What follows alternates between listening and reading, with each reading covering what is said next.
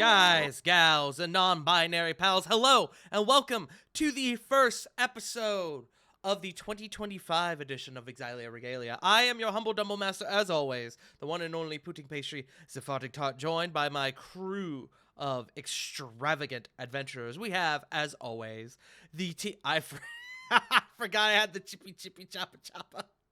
You know what, fuck it, we're gonna leave it today. I forgot that was my current Discord reactive. We have the CGs, the Joe Mojos, the J Frost 747s, and the Wicked River 97s. Punk is presently on the way. They will be here in just a few minutes. But we're going to go ahead and get started. In the meantime, let's go ahead and send it around for our test rolls.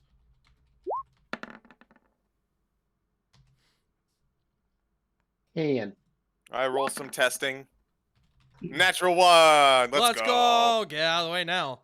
Yeah. The two best rolls to get on the test rolls, are the nat 20 and the nat 1. Because if you get a nat 20, you get inspiration. If you get a nat 1, you get it out of the way. A 2 ain't bad either. Alrighty. The worst number you could get is a 10. Yeah, because then you don't fucking know which way it could go.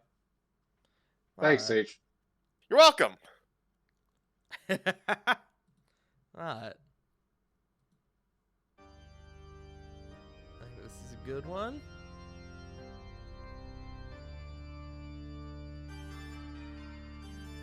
Exilia Regalia braves the hurdles of Castle Dawnstone. They now stand amongst the smell of incense and the shine of stained glass, face to face with the likes of Elrock Nazir, or at least some accurate facsimile of him. The party then was descended upon by an astral guardian of sorts. As we return back to our session, combat begins, but before that, you guys are immediately the recipients of a missive of sorts. One from Kieran Carlisle. Kieran here, it's getting pretty hectic out here. Our progress is slowing, but we're still on the move. Everyone hold on.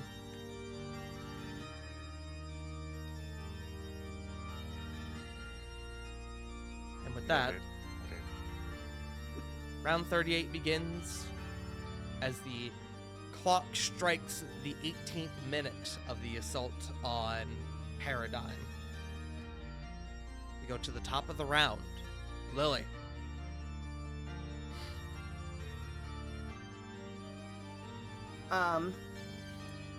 Lily, there is immediately before you this extremely large astral guardian that's projected before you. You notice that its top half is the half of a knight, almost like a Templar in terms of like very traditional design, but its bottom half, it's cut off at the waist, and it's almost like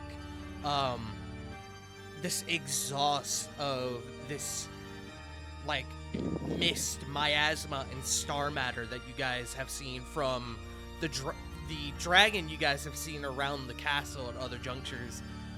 Elrock is on the back end of the chamber, and there are civilians in this chamber who are suddenly very wary and very nervous about the events currently unfolding. It is your turn. Okay. I wonder if I can skirt up. Yeah, I can skirt around this thing. 5, 10, 15, 20, 25, 30. And then we have the extra 10 from the boon, right? Yes. So I'd be there. Okay.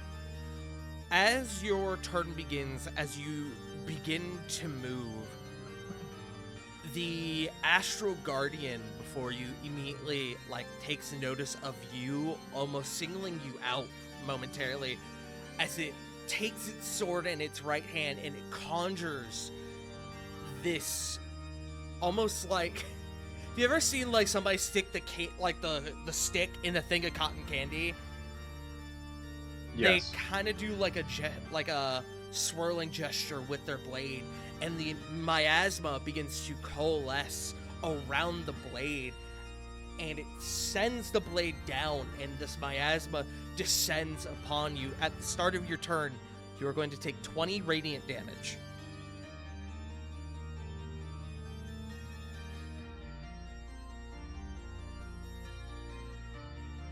Also, for our viewers at home, if you hear me coughing and clearing my throat a lot, I have been battling a respiratory infection for the past few days, so I ask that you please be patient with me.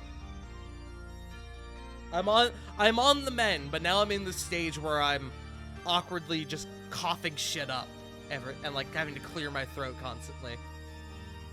You said it was 20? 20. Okay. If you have anything that reduces radiant damage to your person, that would take effect, but if not, then it's the full point. I don't.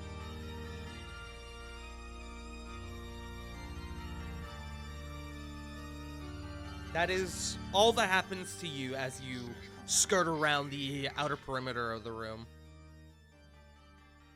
That was your full movement, I believe? Yeah. Okay.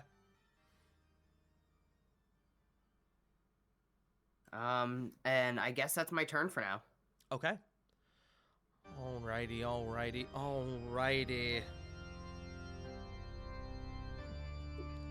I'm just checking a thing real quick.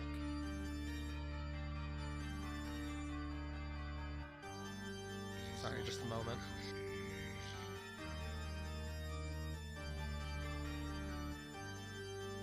Okay, great. We come up to Cedric's turn. Cedric, at the start of his turn, is also going to be struck with the star matter, this miasma, and is going to take 20 radiant damage. Immediately deciding that the large spectral guardian is a problem, he's going to step forward and he is going to take some swings on it. First one is with advantage.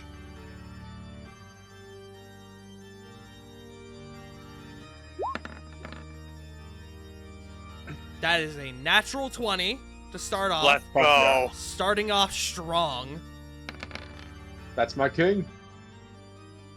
Yo! That's max, baby. This dude. Okay. Let's fucking go. My fucking leash. Okay. So, I need to get my calculator out, and then, of course, he's got 3 more.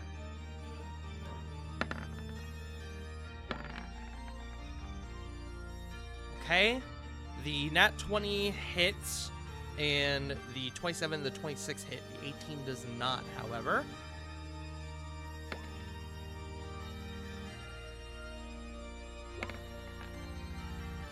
So that is 28 plus 14 plus 10 for a solid 52. Excellent.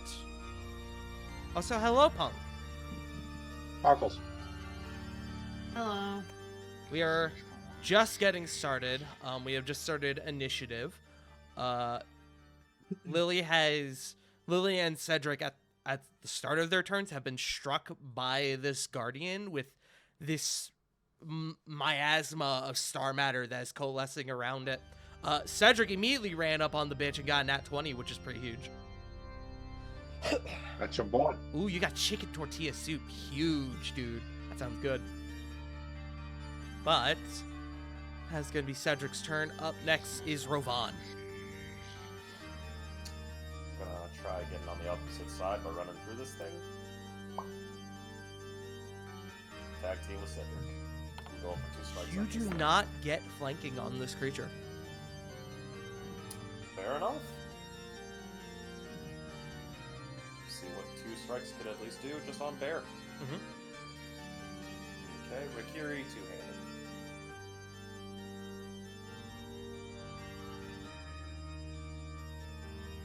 First attack. 24. 24 hits. And I'll just roll the second one. Just get out of the way. Okay.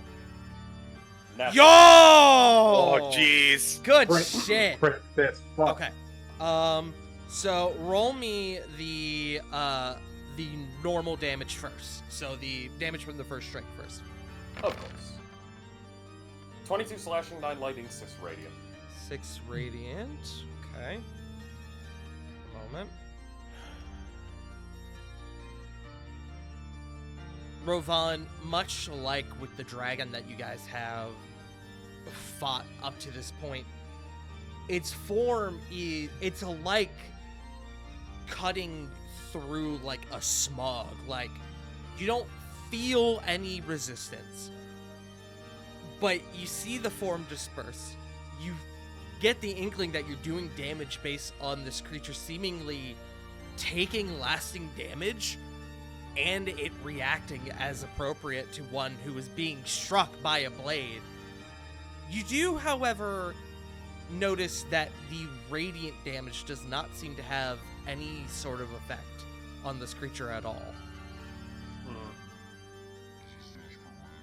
Fair enough. But roll your natural 20, my guy.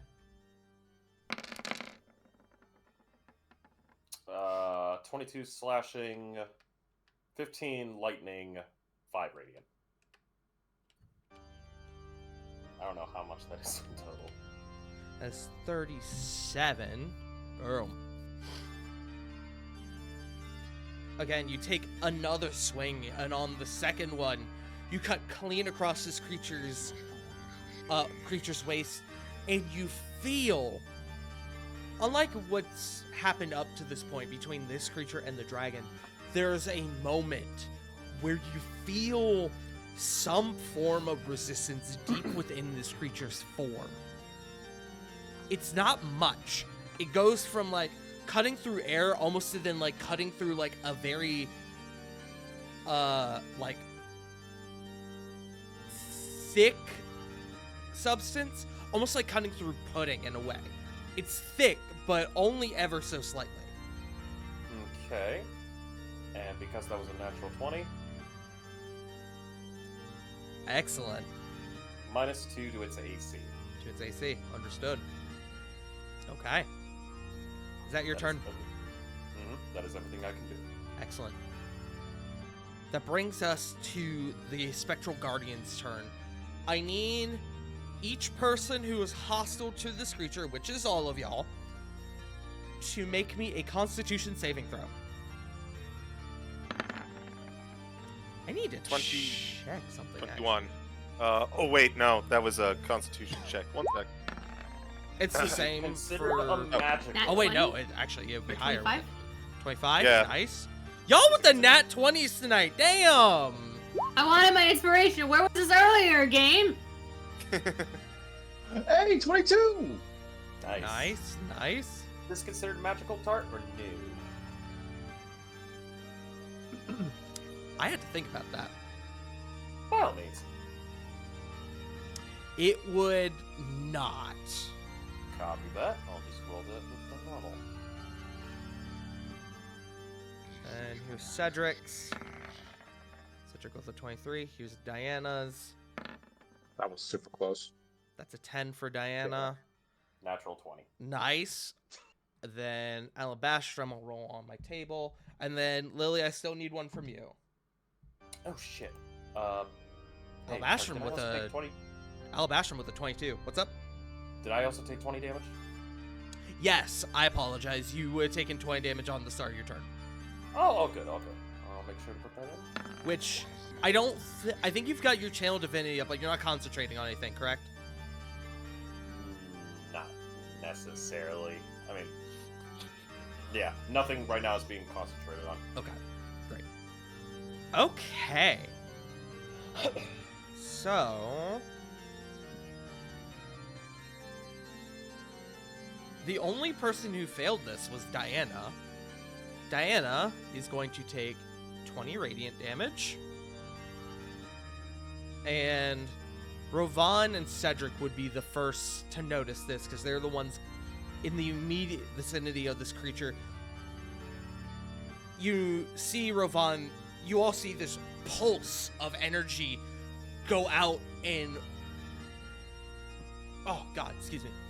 Go out from from under it. It spreads out, and almost like dropping a drop of water in a pond, it spreads out throughout the surface of this room, and it hits the 4 walls in this chamber and spreads upwards, and it creates this weird this weird ripple effect across the entirety of this chamber. Diana, there is this almost essence as it passes by her that is drawn from her and becomes one with the creature, as the creature is going to heal itself. Ooh, that's nasty. That is the creature's turn. We come to Flit. Flit, start of your turn. Another bolt of this miasma comes down upon you. You're going to take 20 radiant damage. Did we take anything for passing the con save? 10? You take nothing if you pass the save. Okay. Whew.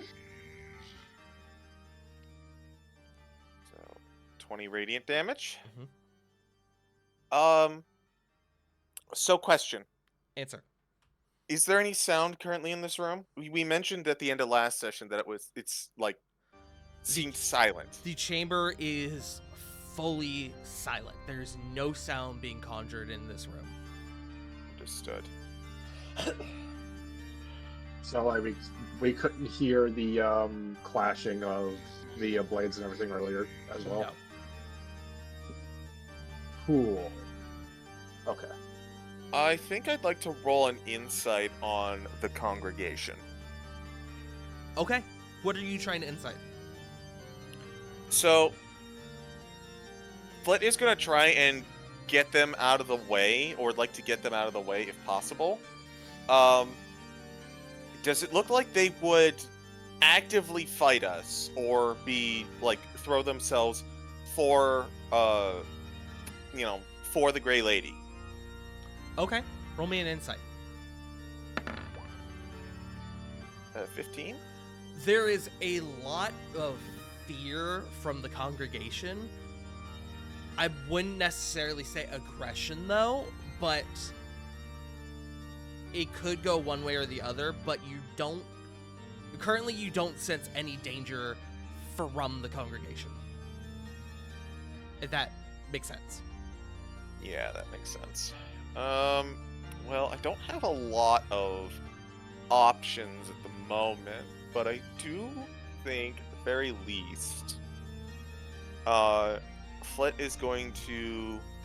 She also does notice that they don't seem to be taking damage from this guy, but she's still going to kind of come over, and she's going to focus on trying to get these guys, like, out of the way. Okay.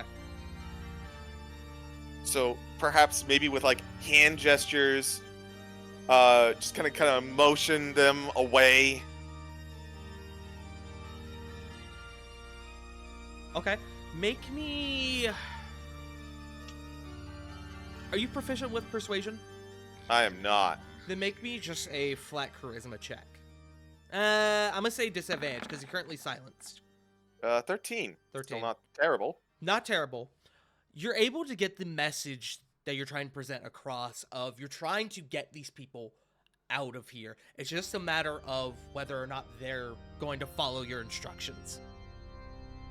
All right. She'll move here. Potentially back up Lily and potentially help out the civvies. And Okay. probably get roasted by Elrock in a moment. It's my turn. Okay. How can one roast when we can't hear them speak? Fire does not require sound.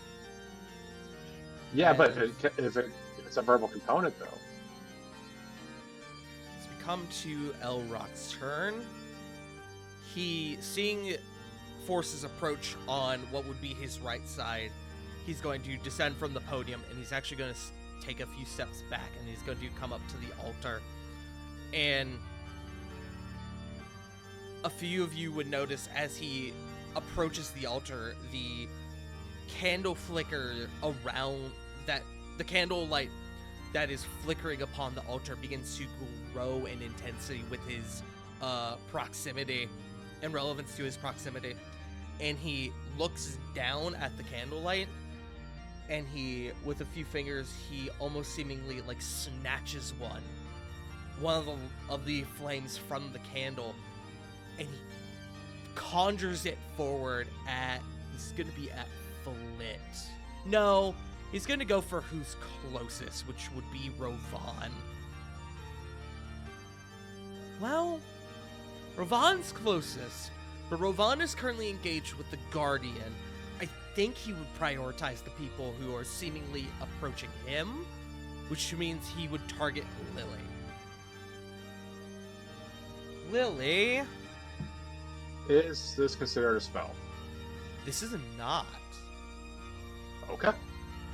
Lily, a 20 does not hit you, No. as you've got this guy's number as he conjures out this ball of fire, this stoke of flame, almost very similarly to what Flit does very often. And because of that, you are able to successfully dodge out of the way of it as it comes careening towards you. What's your passive, Lily? It's 18? 19. I 19. believe. As it strikes the wall Yes. behind you, and Flit, you'll notice this as well. Rather than dispersing, like hitting the wall and dispersing like you would expect from a fireball, it almost like pops, like almost like a balloon in a way. Huh. Interesting. But that's going to be Elrock's turn. We're going to come to Diana. Diana at the start of her turn. Warding Bond. Corey, Diana's going to get back 10 hit points. You're going to lose 10 hit points from that effect that the Guardian did. You read? I put my math. Took 10 away, right? 10 away. And then Yeah. at the start of Diana's turn, as a bolt of miasma comes down upon her, you're both going to lose 10.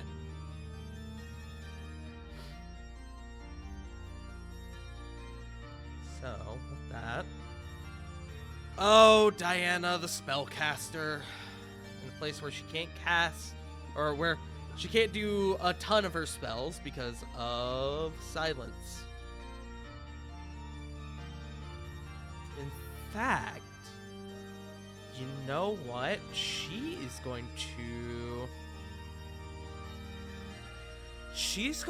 actually try and see if she can. She's going to get off the lion, Alabastrum. And she's going to spend the rest of her movement to come. So that's 20. She's got 10 more here because of the boon.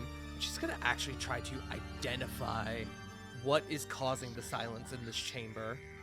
So she is going to do, because she can't do much otherwise. So she's going to do an investigation check, methinks. Ah, That ain't going to do it. Oh. That was almost real sick, but that ain't going to do it. Alright. That brings us to Alabastrum. Alabastrum is going to attack the Guardian.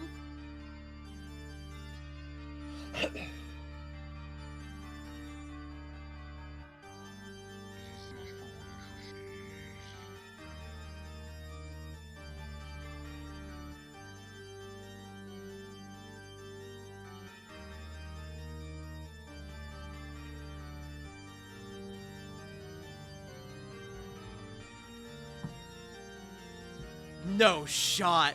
That's the third nat 20 against this motherfucker. he's not having a good day. Holy shit.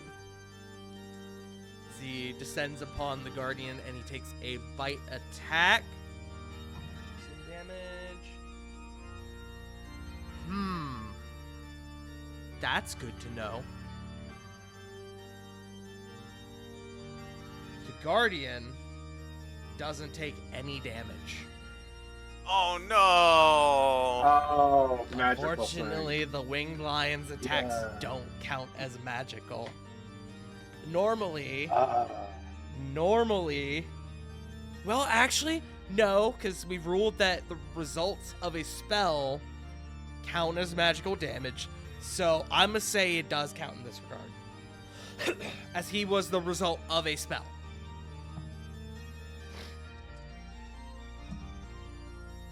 Oh. Well, then he rolled piss poor damage. Well, actually, that's okay.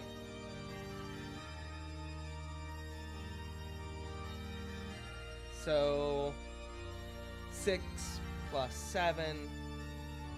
So that comes up to 21 piercing damage.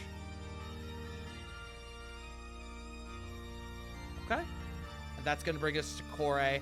Alabaster is going to take the 20 on his turn. Corey, at the start of your turn, you're going to take 10. Diana's also going to take 10. As another bolt of miasma descends upon you, and the damage is split via your warding bond.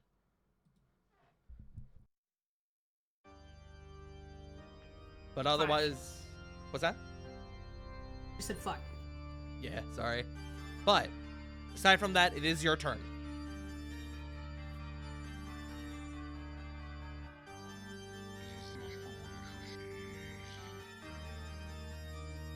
I do still have my Insignia of Claw, so my fists still count as magical anyway if I don't Astral Harm, right? I think you've passed the monk threshold where they count as magical anyway. What level monk are you? Yes. 6, I think. I think that is Yeah, the that's the exact one. level. Yep. So you should be good anyway. Nice. If not, then yes, the Insignia of Claws would benefit. So, do I need to move just to say that, like, I take up his Cedric space to punch the Guardian, then step back? Yeah, or if you want, you could go, like, here. You'd be in the pews, but that's really not much of a hassle for your monk agility. Yeah, level 6, your unarmed strikes count as magical for the purpose of overcoming resistance and immunity to non-magical attacks and damage. So, yeah, you're good. We whacking, smacking as best we can. I doubt 15 hits. 15 does not hit. 23? 23 will hit. That was way too close. Agreed. It made me scared. Donkey punch that lady. BAM! Oh no!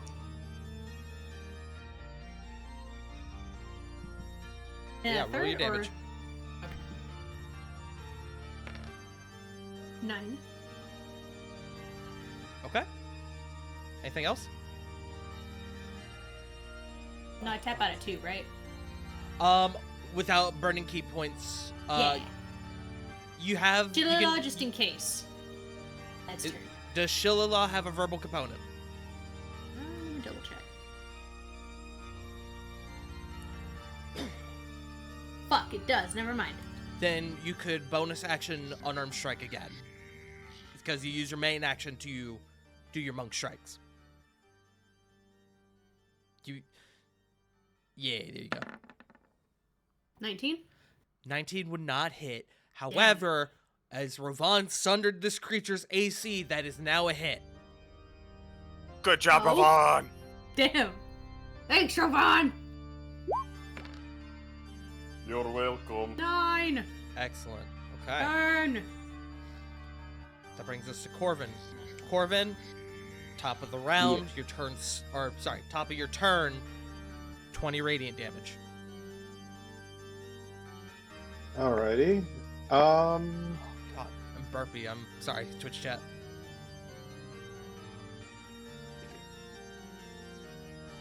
Could I...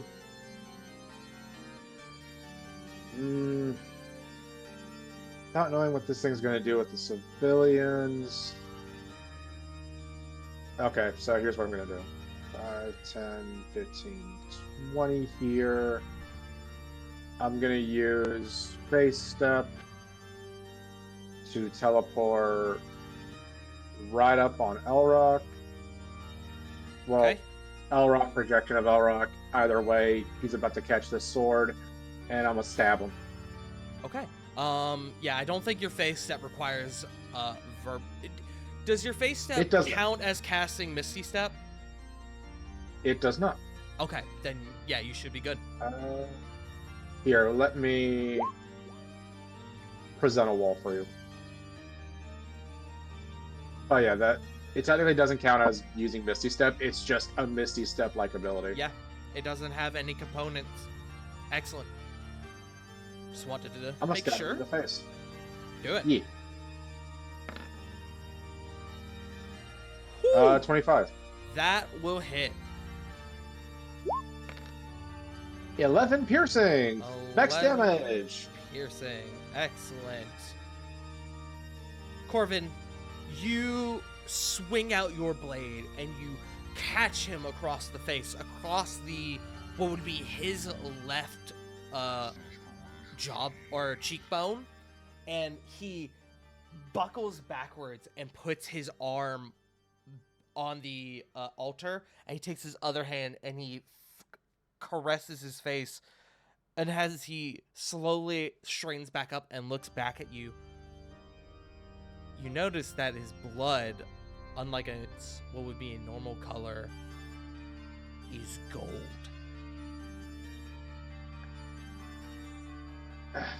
This is probably asking a bit much for my action economy, but is there a way I can like identify to see like what could be the cause of that? Make me Or like what? Okay. make me an Arcana check. Alright, appreciate you. I say Arcana because I 32. know that you're the best at that. Hell yeah, baby. Well, for one, you have seen Elrock's blood before in your previous encounters, and it is the most memorable one being the first time you encountered him, where Sarah cracked him across the head, and he started That was bleeding, funny. and it was funny. It was not gold then. What? So you know that if this is Elrock, he's done something very different to himself. If it's not Elrock, that could be possibly extremely bad. Yep. But that's because regardless, you know that's fucking weird. If you want more, I'll allow another check on any following turns. But fair enough. I believe that is all I can do. okay. As combat has ensued, as we reach the bottom of the round, the civilians are going to scramble, and they're going to begin making their way for the exit, pushing past your group. But your group knows that, well, actually, you guys know that the door behind you has been shut. What you guys probably didn't know up until that point was that it has been locked.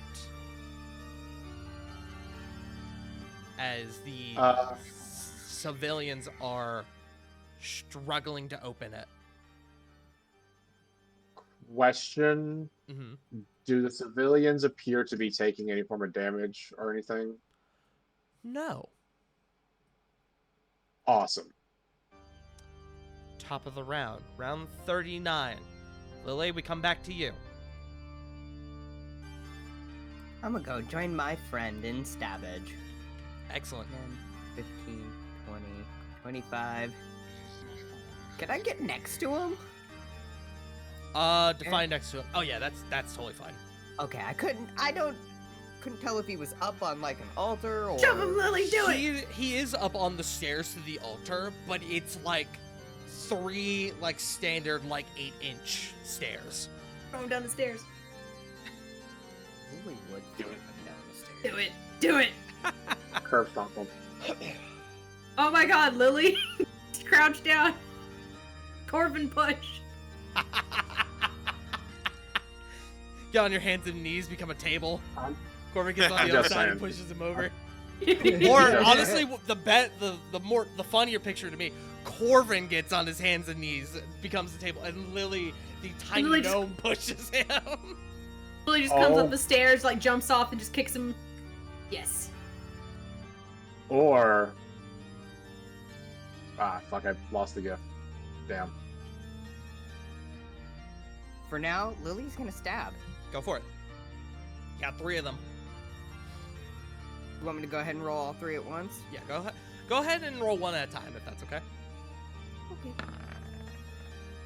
25. 25. Okay, roll your damage. As you come forward 22. with your radiant blade, and I think, River, I think it's time to show up the little thing you and I have concocted. Oh, As Lily charges forward with Dandelion, the Thorn of Light. Yo. Shout out to Farron who made this for River. frog. It looks so fucking good. Looks really cool. It looks so good. If you ever need D&D weapons, I mean, I didn't expect them to do so good. It was- looks fucking awesome. And I'll It's for my tattoo. yeah, it is. And I'll share that in our chat. Shield the frog. But okay. 22 radiant. Lily, as you strike forward at the creature you know to be Elrock, you strike him across the bodice, and much like what happened with Corvin, your blade does singe his body, and there is a small cut that this almost liquid gold begins to seep from. You do notice, though, that your weapon doesn't seem to do as much as you would like. The radiant essence of your blade is almost being absorbed somewhat by his form. Is there a way to, like, insight, arcana, something check? I'm gonna take a look at your sheet real quick, if that's okay. Okay. I'm just looking at your skills. Give me a moment.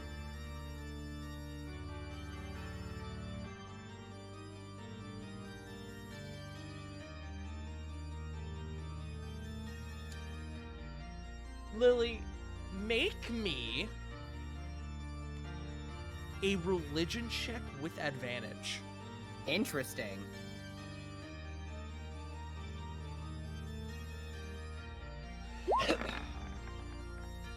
$19.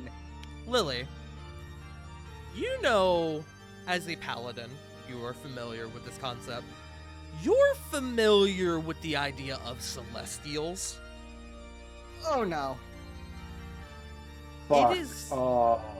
It is not uncommon for celestials to have blood that resembles liquid gold. Some Aasimar actually have due to their celestial lineage, tend to have this almost like sheen to their blood, almost reminiscent of like if you put like glitter, if you were to mix the blood with glitter in a way. Mica powder. Yeah. Cool shit. Which, that connects something in you, and that last time you checked, Elrock is not a celestial. The heavens shudder at that face. It's silent. I can't talk either, can I? You sure can't. Not until the silence is dispelled.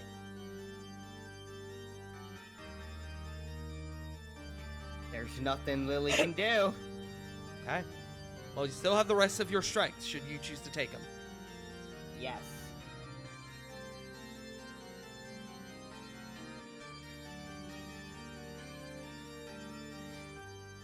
Sorry, roommate was handing me water. Excellent. Make sure I turn my advantage back off. 24. 24 hits.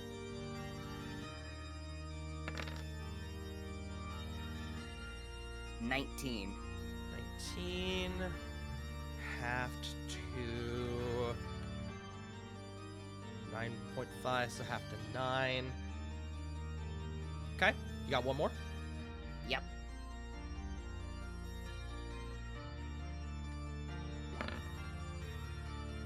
Y'all with the nat 20s tonight!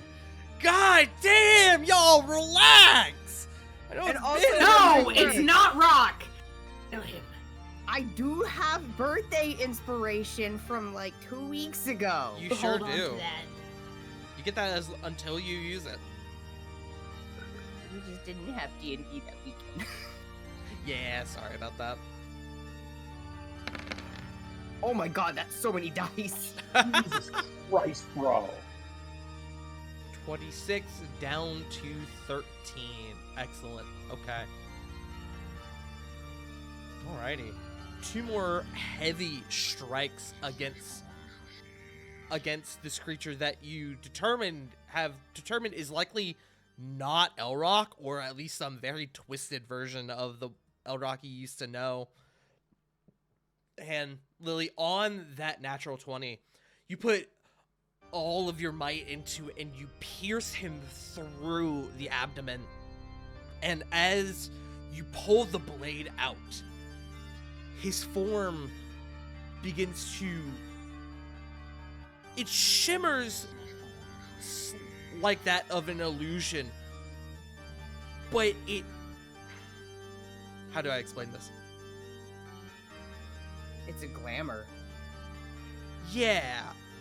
Lily and Corvin, I'll let Corvin make this too because you're both right there. Nice. Make me an Arcana check. Corvin, I need to check a thing on your sheet real quick before you roll, if that is okay. Yeah. My hands are up. Lily got a 15. We got a 15. Okay. Alright, great. Corvin, it's going to be a straight roll for you. Cool. Fuck off, roll 20. I'm gonna use my No, this is. I'm not gonna use my luck blade reroll for this. Okay. I'll just not one. It is a nat 1, Technically, I but get the same roll. but it is a nat 1, but we don't really do nat 1s on, like, the nat 1s on skill checks in this game don't really have that much more of an effect. I might change that for campaign 2, but in this circumstance, it is still a 15. So, you both are familiar with the polymorph spell. It's not quite a wild shape. It's not quite an illusion. This form presented before you may not be the result of a spell, but is the result of something polymorph-esque, if that makes sense. Yeah, because polymorph only works on beasts. Interesting. Correct. If I may, maybe it's more akin to like how a dragon shapeshifts. Smiles. Oh, it might, like somebody mentioned earlier, it might be some form of glamour. That was Lily. But, Lily, is that your turn? Yes, that is my turn. Okay. Come back up to Cedric.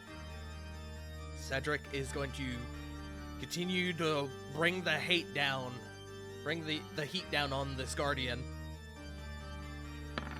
Oh, I'm sorry, Lily. I forgot to tell you, Lily. Top of your turn, you do take that 20 damage. 20. again.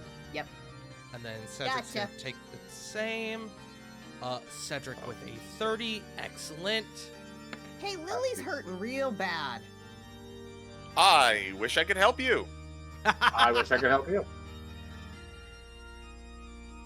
Then someone with advantage, so 2 more. Both of those hit.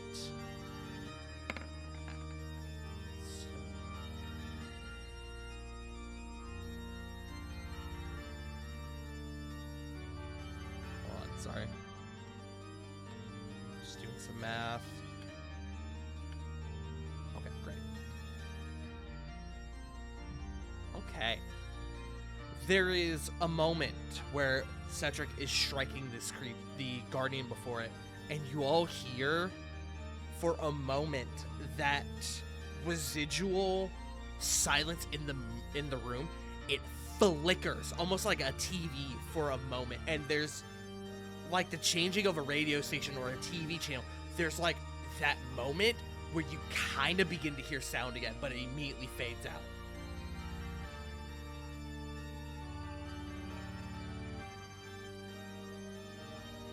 Cedric seems to acknowledge that as well, and he kind of looks around and he kind of taps you on the shoulder, Corey, and gestures at the creature, relaying to continue your assault on it. That brings us to Rovan. Second first, same as the first. Double strike on this spectral thing. Okay. Still taking to the 20 damage, correct? Yes. Okay, let me just make sure. Unless I relay otherwise, presume that as long as this creature is here, you are taking 20 damage at the start of your turn. Okay, and this is still just a normal attack. Yes. There's no flank. First up, two-handed. 33. 33 hits. And Shocking second no one. attack, 18. 18 matches. Good job on that previous nat 20. Hell yeah. So, first hit. 18 slashing, 9 lightning, 6 radiant, but it's probably immune to the radiant, so discount it. And second one. 11 slashing, 10 lightning, 8 radiant. Okay. Rovan, as you and Cedric are continuing your offense against this thing, you're cutting into its form. You are noticing that it is, with each strike, it is struggling more and more to reform itself. It is still up, but it is hurting from what you're able to tell. Is that your turn? Everything I can do at the current moment, barring a healing potion, but saving those for later. Okay. This is the Spectral Guardian's turn. Just like last round, I need everyone in this chamber who is hostile to this creature, which is all of you, to make me a Constitution saving throw. Whoa, double nat 20. Whoa! Yo! Flit. Damn! 9. 9. Okay. 21. Okay. Corey? Oh wait, Lily, don't you have a? It won't matter. Don't you have an aura? Lily does have an 15. aura. 15. Okay. So that would be 11 then. Okay. And then Cedric. That was a bit of a wild roll. Diana. It's a better roll from Diana than last time. And then Alabastrum. Where are you, my friend? Alabastrum. Okay. Alabastrum with a 17. Y'all are so fucking lucky. The only one who fails is Corvin. 15 is the DC for this effect. Damn. So, Corvin, you are going to Yeah. take an additional 20 radiant damage, and like y'all saw before, this creature begins to form a bit more, seemingly healing itself. That brings us to Flit. Flit, 20 on the start of your turn. Just a second. I got the music glitch, so I'm quickly resetting. Oh, all good. Do you need me to reset the music? No, it'll reset on its own when I log back in. Understood. No, 20, it's been like 4 years. Like, hello? I don't know what it is. Something deep in the code, I have to imagine. Something you can't really get rid of easy. Probably. Okay. So, there I am. I can't do much.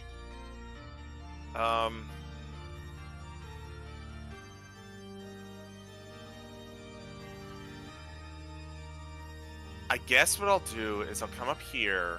Did you take the 20 damage, by the way? No, because I was loading back in, but I will do that now. Okay. Let me quickly do the damage before I forget.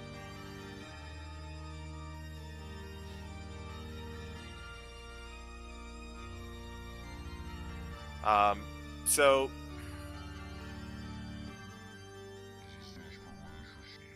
yeah, I can't do too much. So what I am going to do is I'm going to come up behind Lily, and I'm going to give them the help action.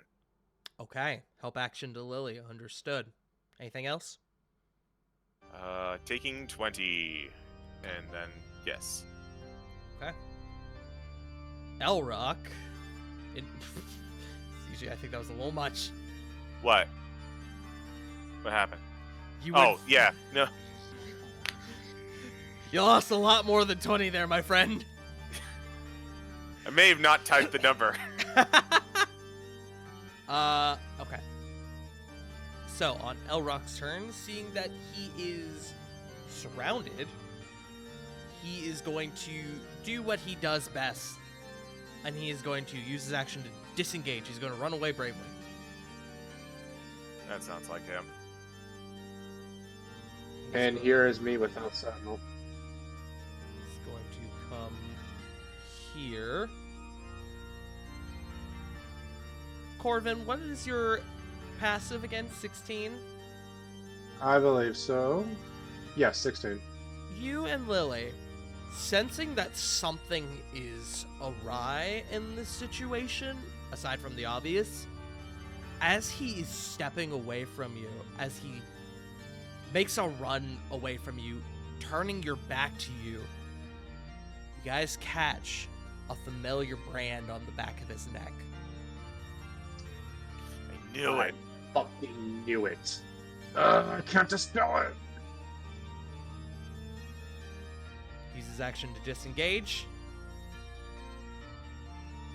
And that requires his action. He can't do that. Excellent. That's going to be his turn. We're going to come up to Diana.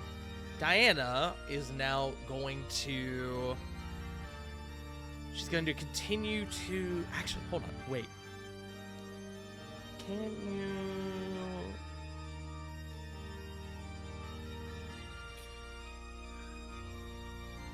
Hold on, I'm just checking a sec. Okay. Okay, no, she can't do that. Can you do this, however? Because I don't think this has a verbal component. Hold on a moment. It does have a verbal component. That's ass. Okay. Understood. She will suffer then. She is going to use her action to try and...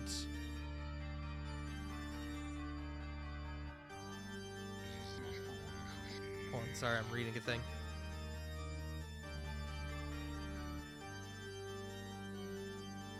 Oh, okay, yeah. She's going to, hearing the flicker in the silence, she is going to, ironically, she is going to use her action to make that investigation check again with advantage. Try to determine what the source of the silence is. Oh my god, Diana. She still can't figure it out. Come to Alabastrum. Alabastrum is currently tangling with the creature, unable to... CG, I see you. You were so close, dude. You don't understand. Alabastrum is tangling with the Spectral Guardian, unable to get through its shield. We come to Kore. Alabastrum and... Oh, right. I guess, honestly, at this stage, Diana's going to take 20 because she would take 10 on her turn, 10 now. Kore, you're going to take 20. At the start of your turn. Sucks ass! And Alabastrum also takes 20. This thing needs to go.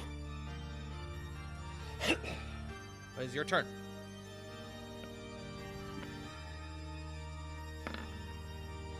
Soft 20. That'll hit. Roll damage. 8. Okay. That's not gonna do it. That will not do it. Flurry of blows! Okay, 2 more.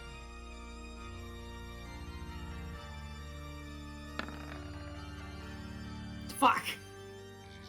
Come on. That was Oh, a no, wild sorry. ride. Roll me severity. Is that another d20? Yeah, D20. 7. Okay.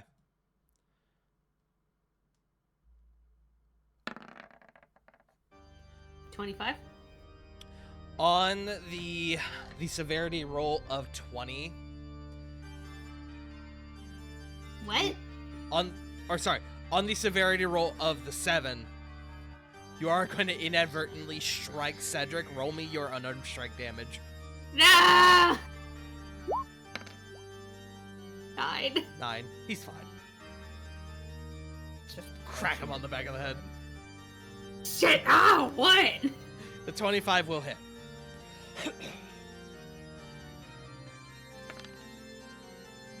12. 12. Okay. Alrighty. That brings us to Corvin. Corvin, 20 on the start of your turn. Alright, not looking terrific. However, with the branded Elrock gone, I'd like to like search the podium in the altar. I'll probably just get one. I'll search the podium to see if there's like any kind of like release for the silence. Okay. Make me an investigation check. Investigation. Natural 20, 34. God damn, y'all. God damn. There is not a switch or a hidden compartment or anything outside the ordinary on this podium. However, inside the podium on each side, there is a small bit of like shelving. You find some books, some papers. You do find a greater healing potion. And you find a unmarked... It's not quite a vial because it's hexagonal, but it is a roughly about 8-inch glass jar that holds a small purple crystal within, like a purple shard or something. If you want to investigate that will require an action. Okay. No, I'm sorry. May Actually, I- if you want to investigate that, it will be a bonus action because we do the escalating checks. I'll investigate that later. Looking Okay. at how bad Lily is, I'd like to kind of not pass off, but like present the healing potion at least towards Lily. You have your action still. If you want, you can use your action to administer it. Oh, yeah, I would love to do that then. Understood. So greater You healing said, potion, 4d4 plus 4. Okay. 4d4 plus 4. Okay. Lily. Oh my god, that's That was- actually pretty good. You, that was a good you roll. heal 17. Bless. Excellent. Thank you. No problem, bruh. Movements. Almost there, so 5, 10, 15, 20, 25. Hi, bud. How's it going? Okay. I'm on your tail. Wait, hang on. As you approach Actually, him, you know what? I'm going to end around him, so that should be 5, 10, 15, 20, 25, 30. That's, yeah, see what you're that's, doing. that's more. As you flank more than around enough. him, he's clutching the spot where Lily got that natural 20 on him, where she pierced through his abdomen. And as he's facing you, his back is turned to Flit and Lily. Down at the Yeah, bottom of Corvin, initiative. Oh, sorry, go ahead. he'll end his turn like with his like hand under his chin in a very "and where do you think you're going" kind of expression on his face. Okay. At the bottom of initiative, the civilians are still struggling to get this door open. They are unable to do so. We come to round 40. Lily, top of initiative.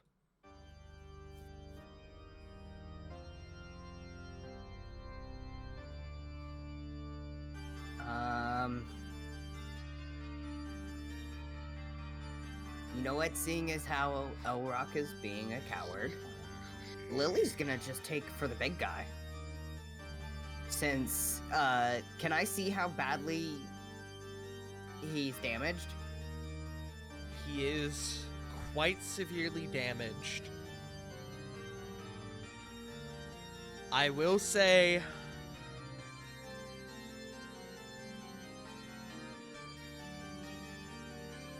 I'm trying to be fair, but I'm also trying to be reasonable. Because Rovan would know that the radiant damage hasn't been doing anything to this form. But Rovan also has no way to convey that. So, what I will do is that I'll let you roll your first strike.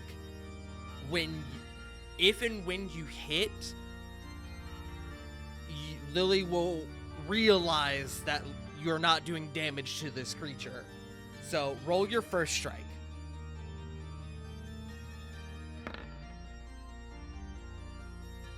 19. 19 hits. You don't do damage as Dandelion carves through this creature, and you watch as actually, like what...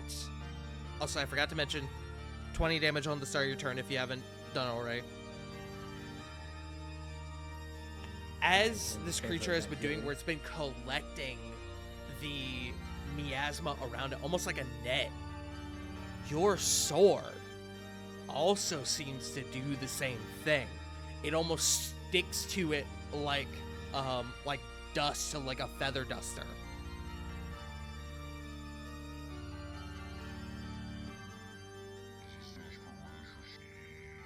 So, an interesting discovery.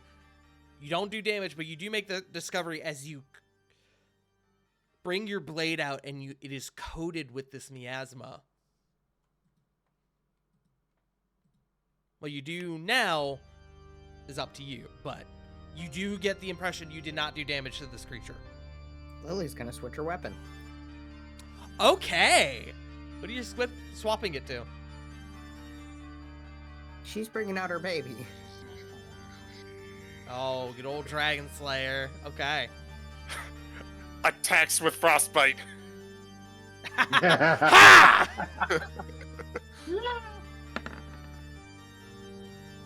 19. 19 hits. Also, just a fun note, Lily, as the blade sheets, as it vanishes, you see the coating of that miasma kind of hover and sit in the air for a moment, almost like you took the dog out of the corn dog. She just makes a gross face. Okay. But 14 piercing, excellent. And you have one more attack still. Mm-hmm.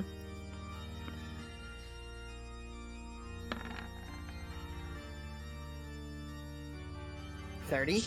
30, excellent. What's my playing with my emotions right now? I swear to God. Another 14. Damn, Lily. Max damage on 2 attacks with the Dragon Slayer. Okay.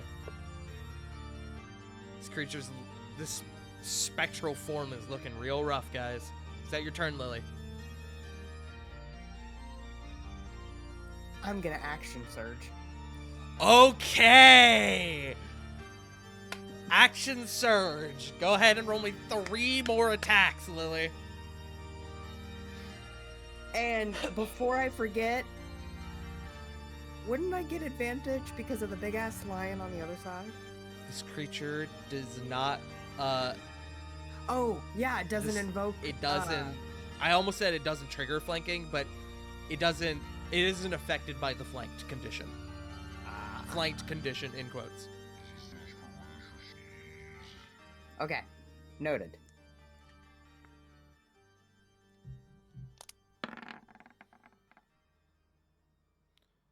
$31. Okay, damage. 7 piercing. Okay, not great, but you have 2 more.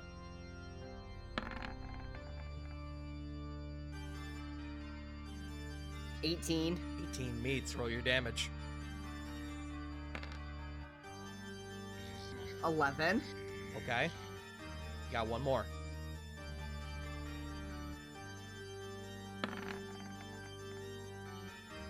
23. Roll your damage. Another 11. Lily. On the fifth strike, as you unleash this flurry of jabs at this creature, much like I told Rovan earlier when he got his nat 20, as you're piercing into this creature, you're getting deeper and deeper with each strike, and on the second to last strike, you jab center mass, and at the very tip of your blade, you feel resistance. Not a lot, but just enough to notice. And so you, with your last strike, you put your whole ass into it, and you strike forward, and you feel your blade lock into something. You hit something, and as you do, this creature, this form, it stiffens up, and the miasma becomes very cold for a moment around it. Anyone within 5 feet of this creature would feel that. It becomes very cold. It almost becomes like you're in the middle of like a frosty haze before it vanishes from sight. Woo! As this creature vanishes, sound returns to this chamber. Lily, at the end of her turn, goes, "Oh, thank fuck!"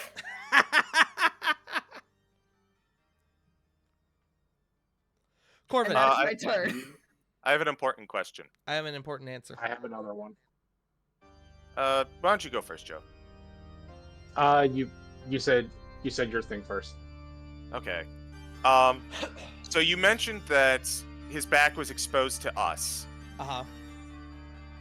Does that also mean that I was able to see it? See the brand? I would say I have a 22 passive. you have a 22 passive. Not only was his back towards your group as he was running away, his back is to you now, and you're focusing on him. I'm gonna say yes, you can see that brand. Okay. Corvin, Yes. you have a question for me. I also have a question for you, but I'll let you ask yours first. It's just mostly simple. It's just, when the sound comes on, may I say a couple of things? Just one sentence. Yeah. What do you say just in general? This one's branded! I'll just point towards the Glamour Celestial. Or possible target. Okay. My question for you now, the purple gem you found, I presume you Yes. put that away when you found it? Yeah, I kept it in the podium until we took care of the situation. And then he would have taken it for Okay. he would have, at that point, afterwards, he was planning on taking it for further study. So you left it where you found it. Yes. Okay. Flit, with your passive perception, you now notice this sort of radiant purple light emanating from inside the podium. Interesting. With that, we come to Cedric. Cedric, is going to come here. And he's going to start laying waste to whoever this is before him. Well, He did hear. yeah, he would have heard you. I'm gonna make a wisdom check for him. Come on, man. That's eccentric, not you, Tart. I'm gonna give him advantage. Yeah, excellent. Got that out.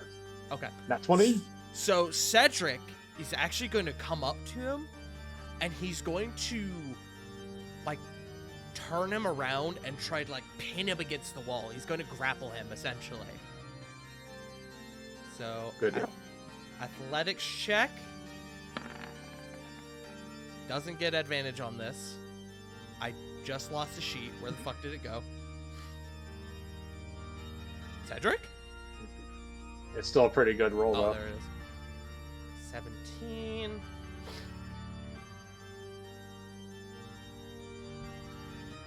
You are not proficient. That's the 7. As Elrock, or this very accurate facsimile of Elrock, is bulldozed by Cedric and is immediately planted firmly against the wall, hand restrained behind his back. And he is going to wait for your group to dispel the brand, if that is the plan. With that, we come to Rovan. If I remember correctly, we're still locked in here, yes? As far as you can tell, the civilians are still struggling with the door, but admittedly, it's also not their turn. So you don't know what's going to happen when it comes down to their turn. But as far as you last recognized, yes, the chamber was still locked.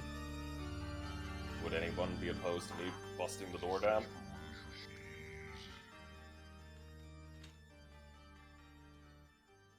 Only if you use your head. But I don't want to use my head. I get it. Also, at this juncture, as the creature has now been dispersed, I'm sure you guys figured this out already, but with the dispersal of the Spectral Guardian, you guys stop taking that damage at the top of your turn. Yay! Hooray! Fuck. That's the case. Cedric's got fake rock under control. Faux rock. Seemingly. I'll try busting down the door. Gonna aim at the door itself, not the civilians, and I'm gonna take a couple shots with Eldritch Blast. Try to force damage it down. Okay. Actually, you know what? No. I'll just go run up and beat on the door. I think that's a great idea. Considering there is several people there and a whole lion. That'd be rolling 3/4 cover at minimum. Excuse me, pardon me, coming Yeah, through. hold Please on. move. I'm gonna Okay, put goodbye. one behind you. There we go.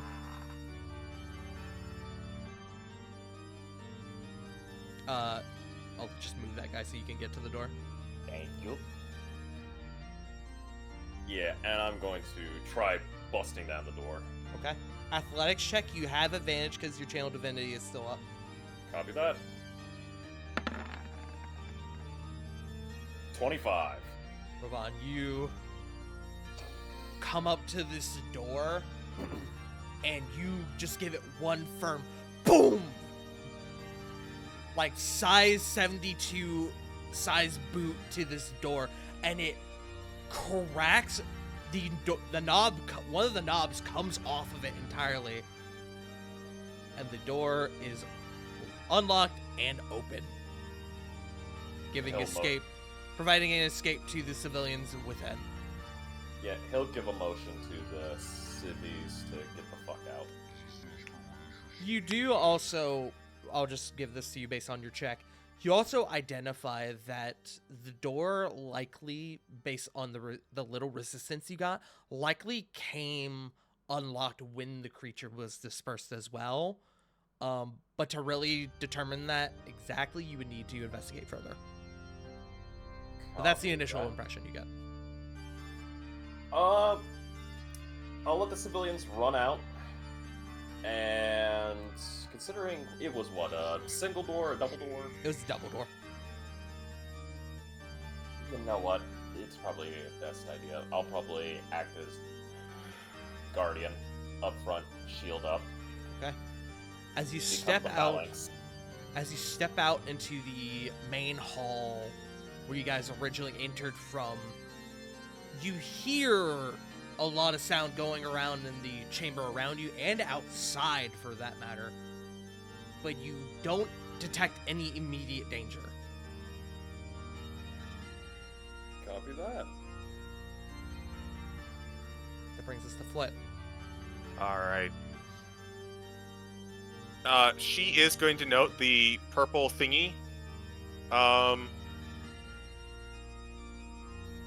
She'll go ahead and she'll pick it up for now, I think. Okay. You reach into the podium and you find that glass jar that I mentioned before with the gem inside of it, and that purple gem is now radiating this dull purple color, giving off this defined pulse, like it is a static vroom, vroom, vroom. It's not making any sound, but it's a pulsing light. I'll lick you later. Thank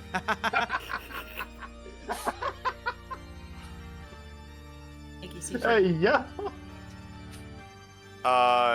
Okay. I lick it later. I have someone to potentially de-brainwash. Okay. Given the amount of brands that we've seen at this point, we have a pretty good measurement of too far gone to way too invested, that sort of thing. Like, can I use a check of some sort? Yes? Oh. No. Can I Please use a continue. check? Can I use a check of some sort to determine perhaps how strong I should make this based on the brand? Yeah, basically what we're going to be doing now with these checks y'all are making on these brands is you're basically going to be doing an Arcana check to determine what level spell would be required to break it. The higher you Okay. get, the more accurate you get. So go ahead and make me an Arcana check. Yeah! Fuck Yeah, baby. yes! Excellent! Flit, to break this brand, you will need a level 6 Dispel Magic. One Jesus. level 6 Dispel Magic coming up. Okay. Let me just punch it in. Abjuration, level 6. Okay. Give me a moment. I'm typing some notes.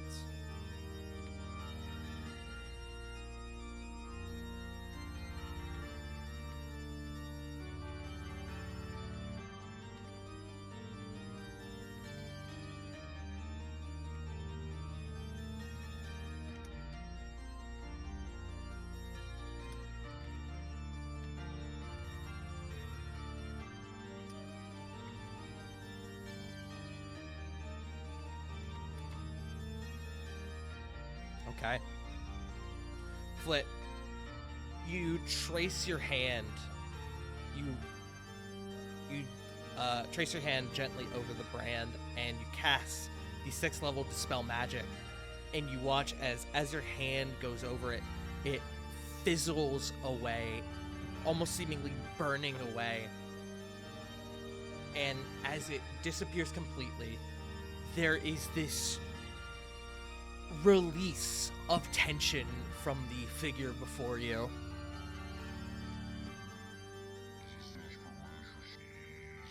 The figure almost slumps against the wall, and without a word, as its head kind of begins looking down and its eyes begin to open again.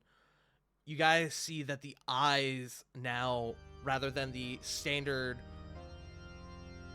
like cornea and pupil and various colorations that comes with a standard eye, they become these wells of just pure, almost like a sky blue sort of glow. And without a word, the figure shapeshifts into a celestial winged figure.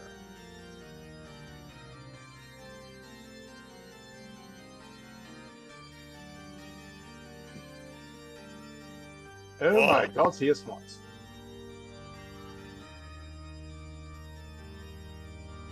For a record, or for reference,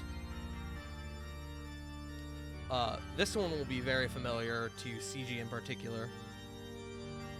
But here in our group chat, in our Discord, this is the full image of what you guys would be seeing before you. Holy fuck, he's really hot. He seems like he would be a very terrible father.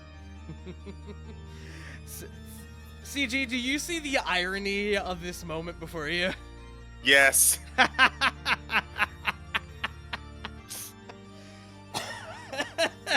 Bastard. Well, a little angel disguised in an absolute bastard that we hate and have been ready to gut. Yes. I'm gonna hold my tongue further. Proceed, Tart. As this figure reveals itself and its wings sprout from its back, he simply mutters, "Please, release me.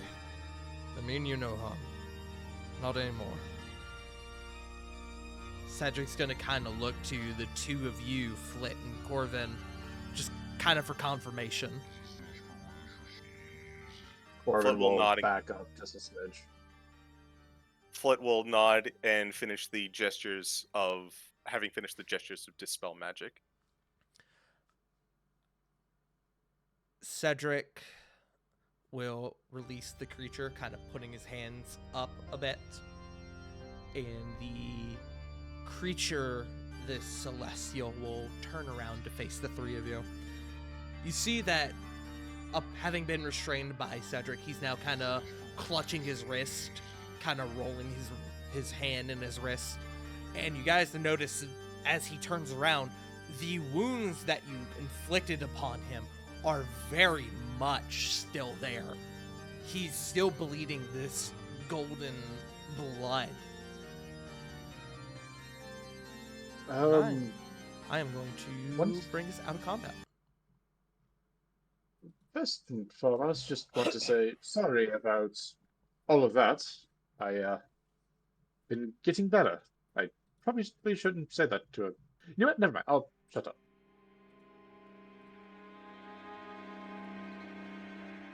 As it stands, I truly should thank you. I've been under the thrall of that wizard for longer than I care for. I've been stuck, confined to this realm for too long, for that matter. I cannot reside here much longer, but I thank you for releasing me from my confines. My name is Davros. Anyone proficient with religion, anyone who still is in the chamber, sorry, Rovan, anyone who's proficient with religion may in this moment make a religion check. We're going to kind of cycle back to the top of the round here as the scene is unfolding. Oh, I am proficient in religion. Excellent. I know for sure I am not. 14.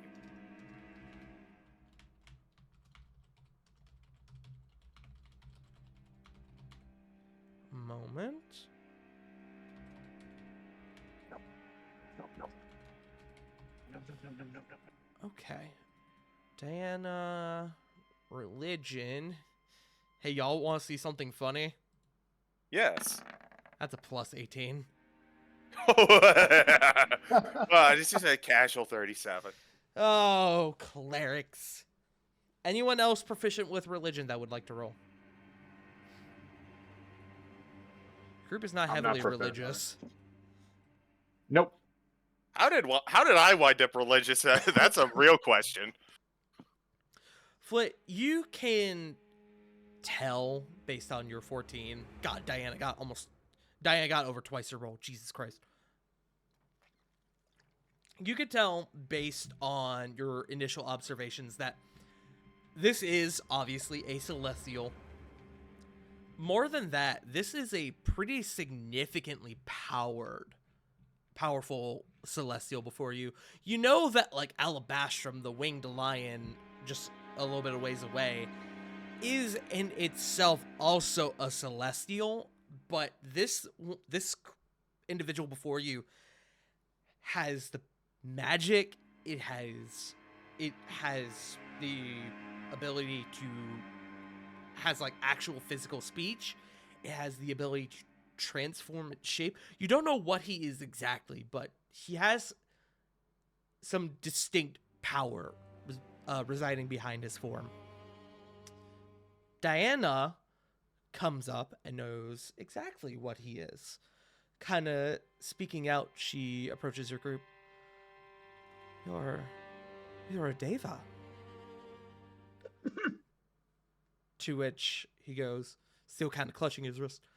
Yes, my name is Davros. I was sent to this place on a mission from the upper planes, and, well, let's just say I've been here, as I previously mentioned, longer than I would like. Oh, I need to cough, sorry.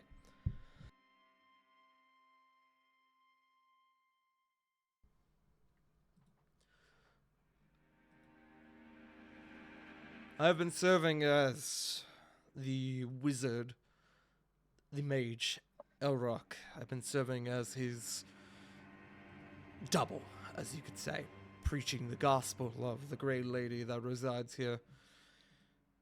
I don't know why you're here, but I owe you many thanks. And, well, I do have to be returning to the upper planes.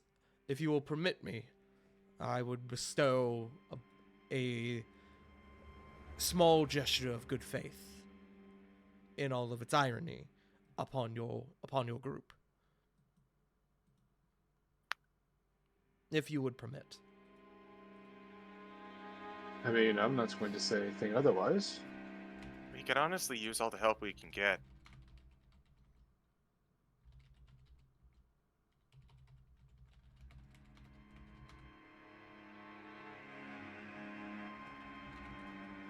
Okay. So, gang. A minute is going to go by as Davros, the confined Deva that had been confined to this place, is going to spend a minute and he is going to heal your party. Yeah. Yo. Everyone is going to get back. I need to double check this. Yo.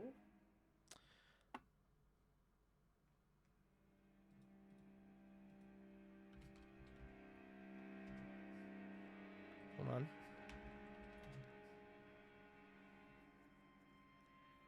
Everyone is going to get back 36 hit points.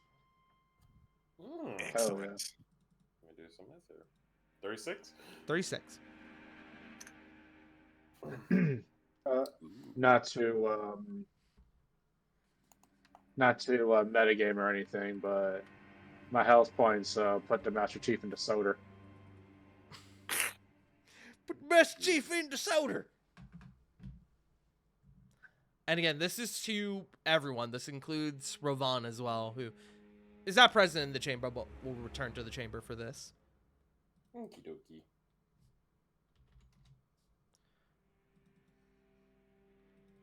Then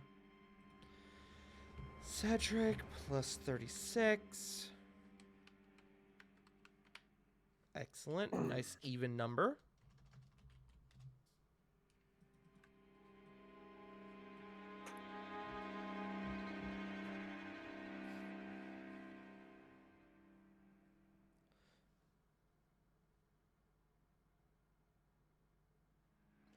As another, we'll call it boon for releasing me. If there's any other way I can assist you, any information I can provide, I would like to do so. Above game, you guys get the result of what is essentially one question via the commune spell. Ooh. I'll let you guys decide what this is above game, but you get one question that you get to ask me, and I will have to answer it truthfully to the best of my ability. Understood. Or if I can provide a more specific answer, because he is his own creature, I will do so as well. So, like, you could be like, how many more guards are on this floor, or how many more devas are held within the castle? That would be something I could answer, if provided that it's within his knowledge. Understood.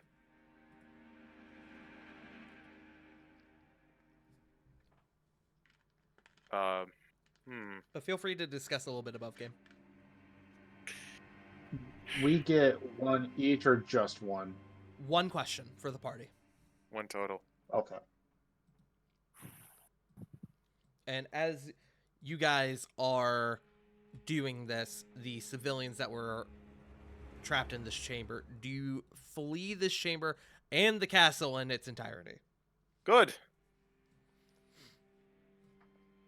Then we'll get to what that means in just a moment.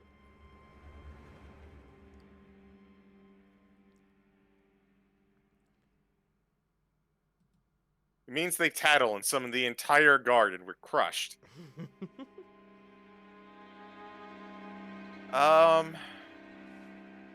I have a couple of ideas, but they're not really like formed entirely. I feel like if he's been acting as Elrock's like go-to, then it'd be logical to ask him about something about Elrock specifically. Maybe try to get a leg up on him or something of the like. I agree with that. He's essentially Elrock's body double for the purpose of his religious duties.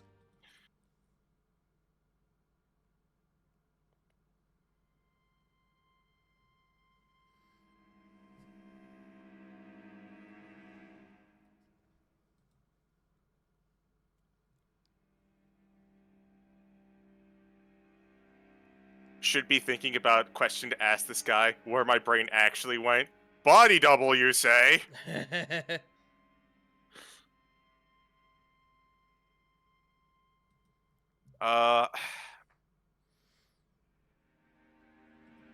If you guys want a few minutes to think about it, I don't mind going ahead and starting up our bio break if that works. That's probably a good idea. Does anyone object? No. I got no objections. We're coming pretty close to it anyway. We were going to do it here in a little bit, but I don't mind going ahead and doing it now if that works for y'all. Yeah, that works. It'll give us time to think. Any objections? Nope. Okay. Alrighty. Gamers, thank you for hanging on out. We'll be back in just a couple minutes. Don't go anywhere.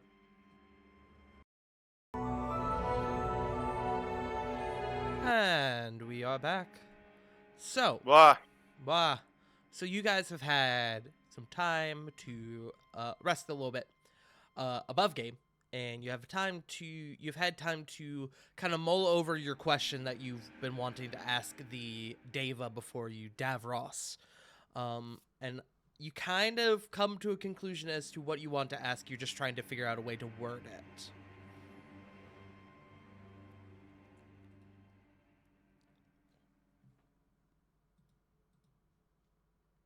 Is that correct?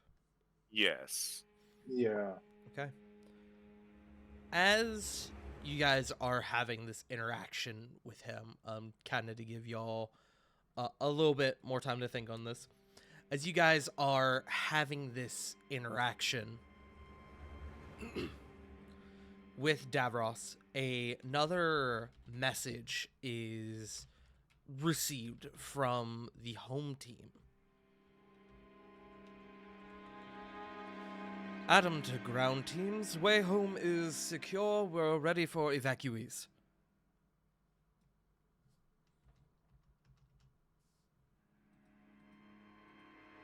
That would That's be good. at the 19-minute mark. And we're now at roughly 19:18. So this would be in the process of having this conversation. Is it possible to do another thing while having this conversation? Sure. You said this is going on for about a minute, yeah? Depends. It would be a minute initially, but if you're wanting to do other stuff as well, I might have to tack on another minute just for realism. I was thinking about identifying the thing I picked up. Okay, that would take a minute anyway. So, if you want to do that, we can extend this sort of round to 2 minutes long. Or I guess this could carry over into the next round. Another minute goes by, and you can have that identification, the casting of the identify spell, during the course of this scene. Yeah. This will also be my last first level, which sucks, but... I can actually, hold on. Did I can just tack that on, that extra minute onto the round 41, because the rounds don't necessarily matter as much as the time matters. So you are going to spend your time identifying the crystal as well. While you guys are doing that, at the 20-minute mark, which is roughly the end of this moment here, another message comes through, a familiar voice, the voice of your friend Sarah. Sarah here. We're in, heading down to find our mysterious prisoner. At the 20-minute mark, the prison team enters Paradigm via the North Tower. Let's go.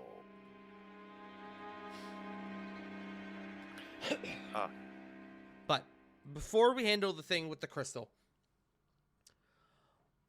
what is your question for Davros?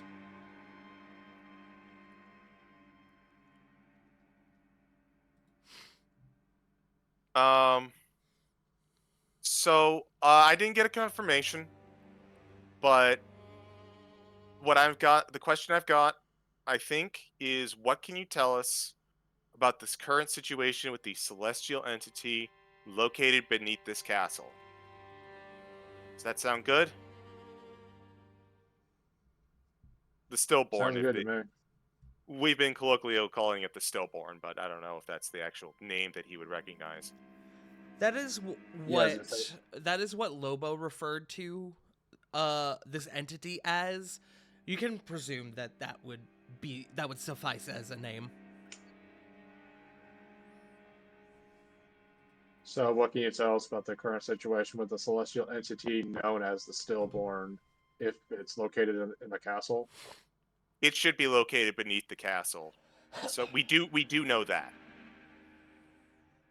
Yeah, but I was just kind of adding the specifics to it. Yeah. I think that's good. Okay. That will suffice as a question. Davros takes that question into mind. That is actually what my initial purpose coming here was for. This entity, the Stillborn, it is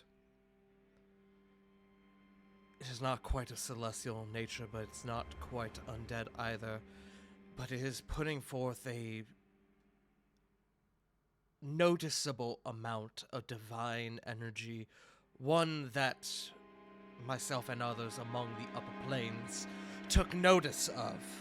I was sent as a scout of sorts to determine and possibly stop whatever was the cause or reason for this. As you can see, my efforts in that matter failed. I have yet to find the stillborn, but I have been here some time. I've been able to have my own conscious thoughts and at least discern that the energy that the stillborn is putting forth is either a component or is acting as a source of energy for something.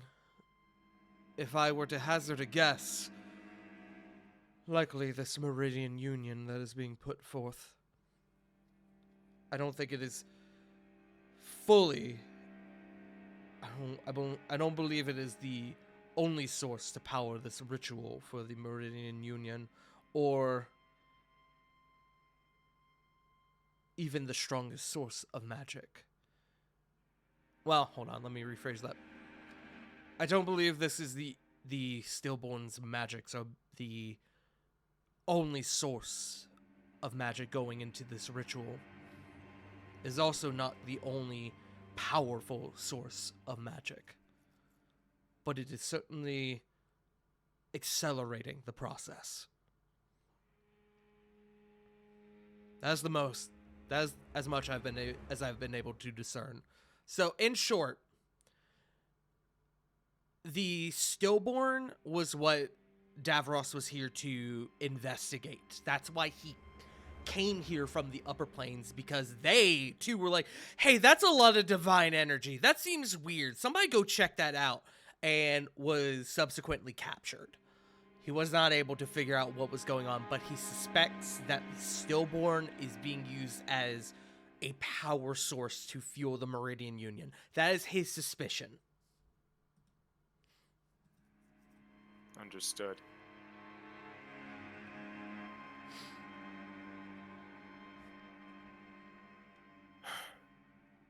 Flip, you finish identifying this gem before you, and the result is strange.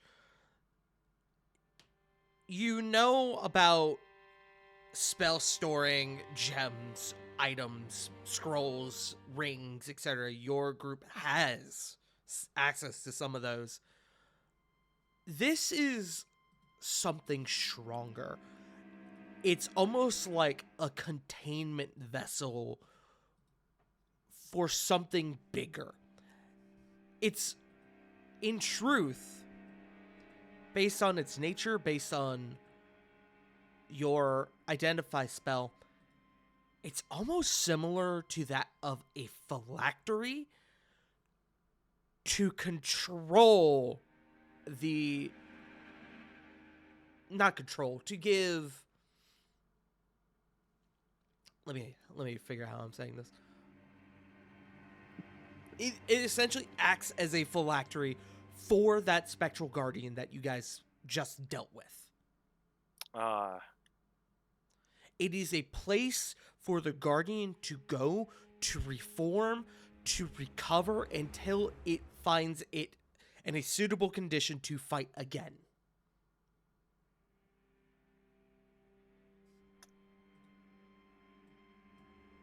So, question about that then.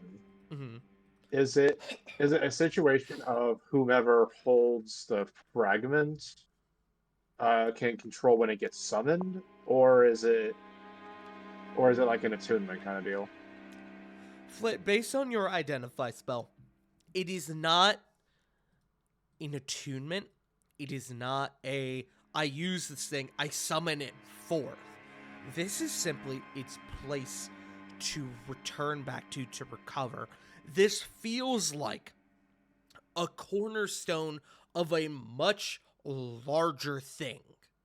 As to what that thing is, you can't really figure that out without more investigation, but it's not, as far as you're able to tell, something that Elrock, or in this circumstance, Davros, used against you guys. This is simply a containment unit for it to recover. I understand. Okay. I'll get to that after we've settled with Davros. Sounds good. Anything else for Davros? He's healed your party. He's answered your question. If nobody has anything else for him, he is going to take his leave. He needs to. I would probably give him a parting message. Just something to bring up on high. Okay. Anyone else? Corbin would apologize again about the smacking him around and whatnot, and give a very respectful bow as he leaves. He would Yeah, return. sorry, he would sorry. return the bow. And what were you gonna say? I apologize. Above game, I was just gonna say something stupid like, "Oh yeah, sorry to be kicked your ass."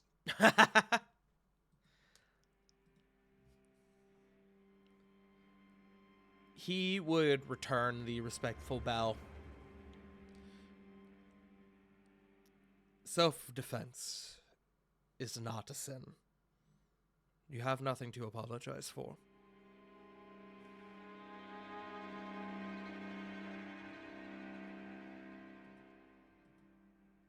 And Flit, you have a message for him, I believe. I do. Before you go, when you return,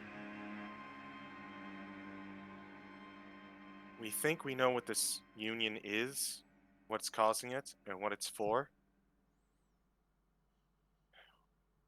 We think the Divine Gate is in danger, and we are working to potentially stop it. As you say those words, he suddenly becomes very tense. Do you have evidence to this? I'm not sure if I should give the Eternity Seers say so on this. I think what I'm going to do, I'm going to start with the future vision that we had, and tell him about the conclusions we came to based on that. Okay. And we'll go from there. Presenting this evidence, telling him all this, that everything that you know, I will say that we'll tack on about another minute into this scene that you guys are doing. This feels important. It does feel Yep. important. I don't think that's a bad idea at all. We come to, that brings the end of the scene to 21 minutes and 18 seconds once Maybe. it concludes. 20 minutes. You tell him The what most you important know, and he goes, "This is troubling news. I will relay what I can, but without evidence, the testimony of a..." And he kind of makes a small gesture with his head, "of a mortal. Will only go so far. But," and you see as he looks to Diana, "I see that you are associated with a divine blood. That will carry its weight.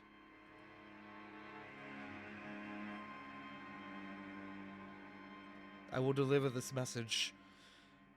No, well, I'll see what can be done. Thank you for trusting me with this information." It's the best that we can. We're doing our end from here, and hopefully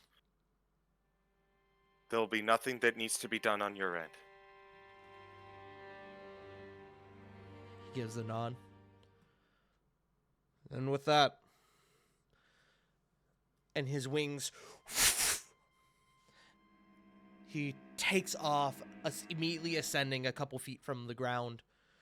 "I wish your group the best of luck. What do I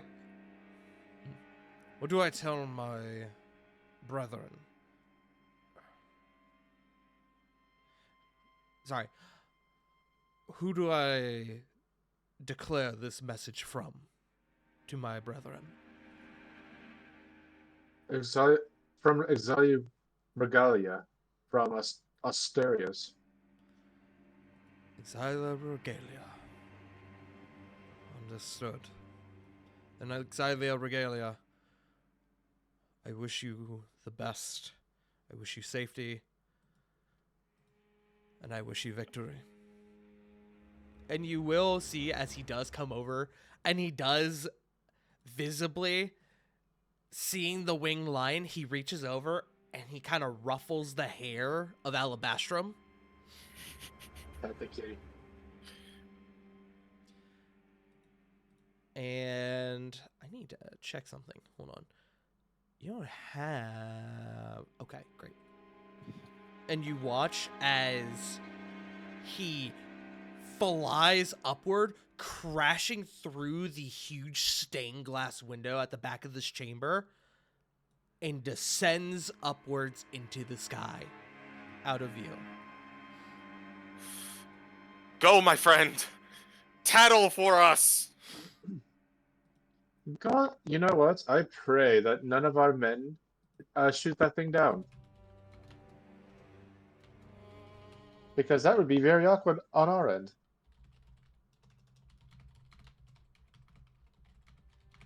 I think it's probably fine. Please don't put the thought of it not being in my head. I'm just saying. Some of the men are not the brightest. As you guys are kind of wrapping up the scene, at 21 minutes and 15 seconds, another missive is received by your group from the Army Suppression Team, specifically Zeros.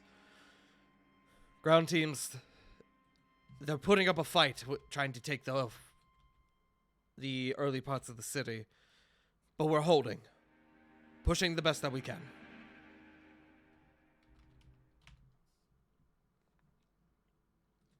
Noted. Well, if they're doing their part, we better make sure that we do ours. The sooner that we get it done, the sooner that we save them.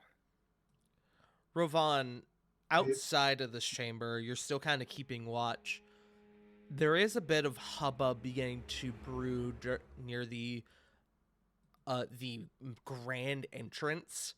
You can't quite see it, but you can definitely hear it. It sounds like the forces that remain are trying to amass what remains of those here on this floor, and even probably just within the castle itself. Your group likely needs to move quick soon, or you will very likely get caught up in it. Okay. Rovan will turn back to the group and go, sounds like there's an amassing of troops towards the front. We need to keep moving, otherwise we risk falling behind. Yeah, let's get going. Okay. Make for the basement, I suppose. Kind of dipping back to information that was covered at an earlier session, Corvin, you know that the entrance to the basement is through the main dining hall that is on the other side of this floor. So while you guys are in the top right section of the northeastern section of this floor, you need to head to the northwestern section of this floor. You know that you can either go around the stairs like you did before, or go back around to the main, back around into the, in the direction of the main entrance. But I'll kind of, for now, I'm going to just kind of amass everyone back out front here, if that's cool. Yeah. Yeah, so to clarify, it would be like... Hang on. Actually, Apologies, you know what? apologies. Really quick, before, Like, while you're sorry. mapping that out, does anyone have any final business in the chapel before you guys leave? I realize I never asked that. Did we take that greater healing potion? Yes, Lily I gave drank it it to Lily. already. Okay. Corvinda administered it to Lily. I had a free action and she looked very low. Yeah, understandable. I don't think I have anything else. Mm-mm. I'm good. All good. Okay. Then one last matter of business to handle here. You Cool. guys have now, having dispersed the congregation, ruining the sermon, and exposing the fact that the Elrock performing the sermon was in fact a confined, restrained celestial. That carries its weight on the war effort. You guys have just completed your another secondary objective. So, with that being said, with the sermon being disrupted and the guise of the devoted one being uncovered, chaos begins to ensue within the populace. Depending on how you guys want to push following this, there's a couple ways that your forces can be granted an additional boon via the result of this. You can, should you choose, grant a minor push. The next minor push that the civilian suppression team undergoes can become a major push instead, or you can relay the discovery of Elrock not being on this floor and expedite the Project Returnal team.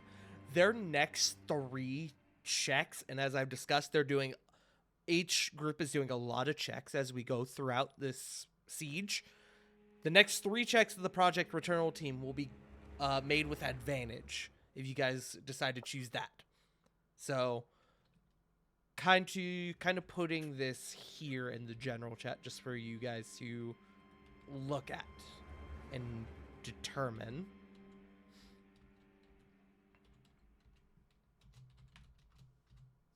Oh god, both are very good. Mhm.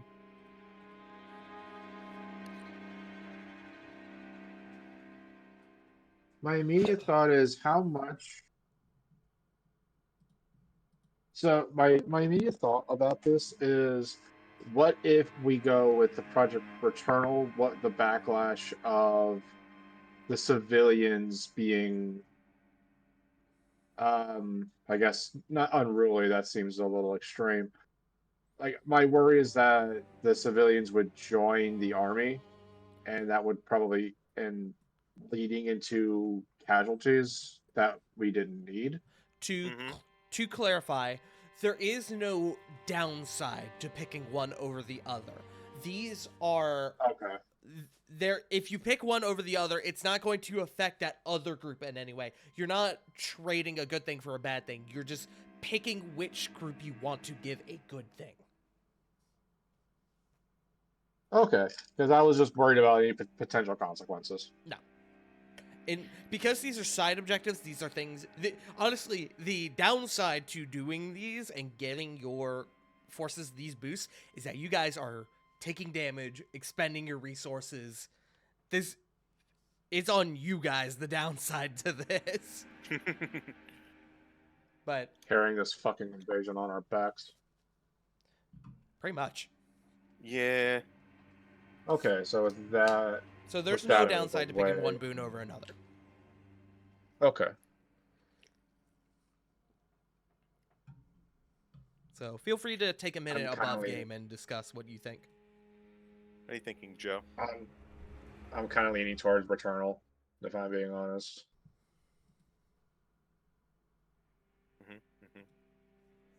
Anyone else have any ideas? Returnal would be a good way to get rid of. Project Returnal is still pretty fresh to the fight or to the siege.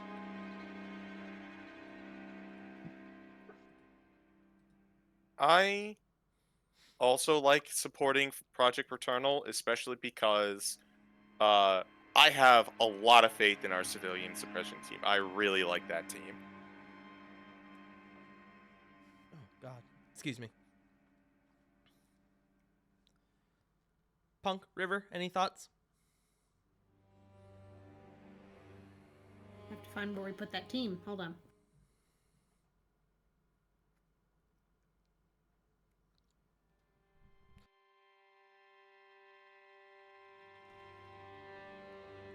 Who's on that team again? The Project Returnal team or the civilian? No, team? civilian.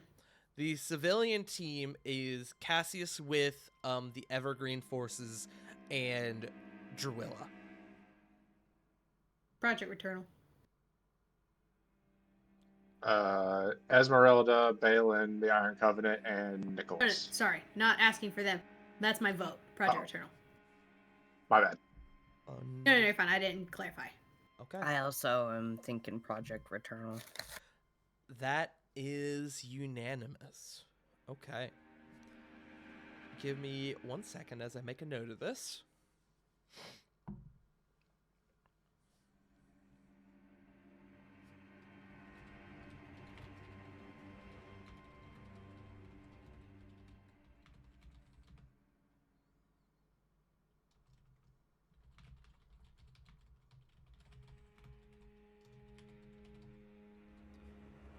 Okay. Let's see.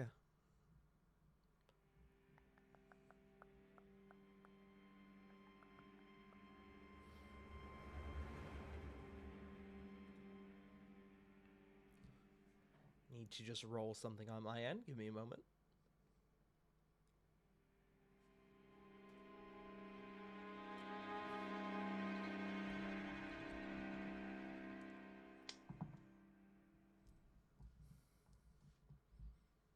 Okay, great. Excellent, excellent, excellent.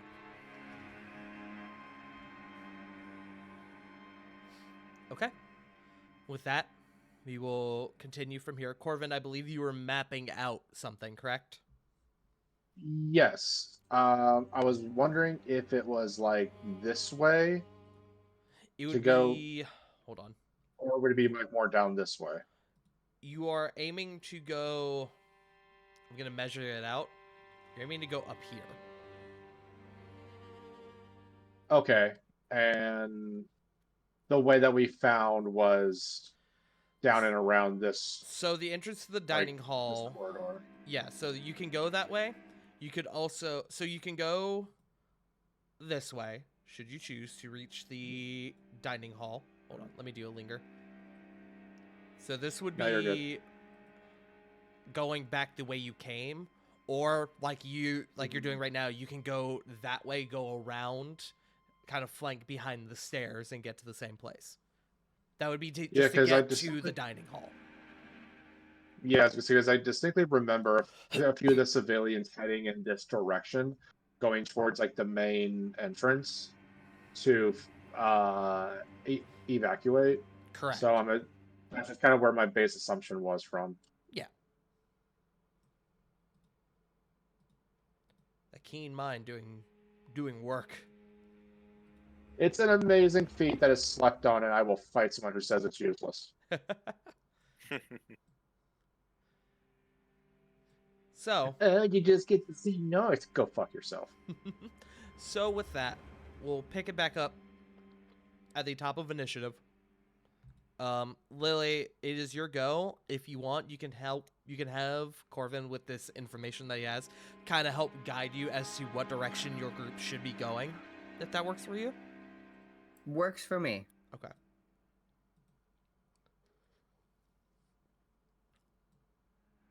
So, Corvin, I'll let you kind of decide what way you want to go with your group for this.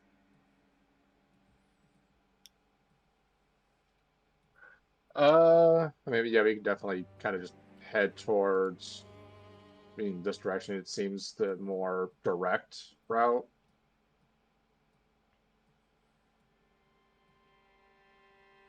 If that's okay with everybody else. Yeah, works for me. Yeah. Yeah. Okay. Then, Lily, if you want to start heading that way using your movement, your movement.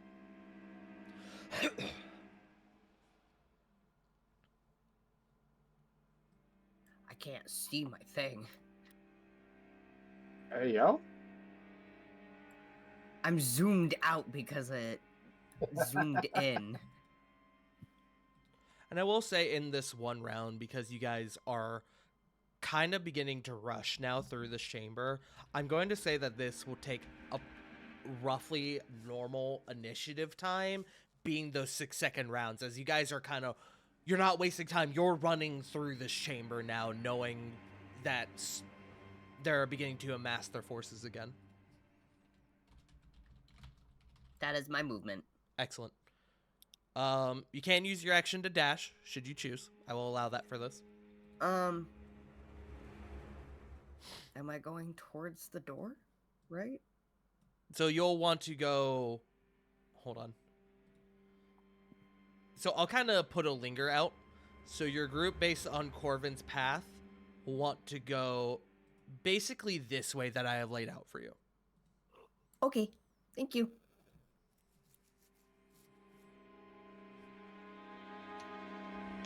Don't forget, we all have 10 extra movement from the boon, but we also have 10 movement from being near Rovan when we start moving. Also true. 50 feet with Juman. That should be my movement. Okay. Lily, as you kind of come out to this center area here, you do notice that there's a pretty refined, like sitting area here. This seems to mainly be a place for people to sit, talk. You know that there was a rather significant collection of civilians here. You do also notice that up this way there is a door next to 2 fountains.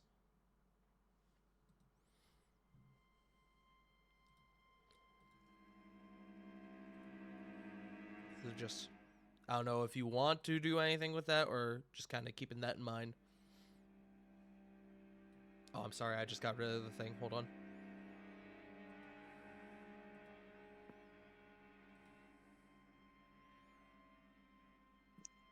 Let me actually, hold on. I can do this. So, Bazingus, Bazingus, Bazingus, Bazingus, Bazingus. So that line I've just drawn is your... Oh, wait. Hold on.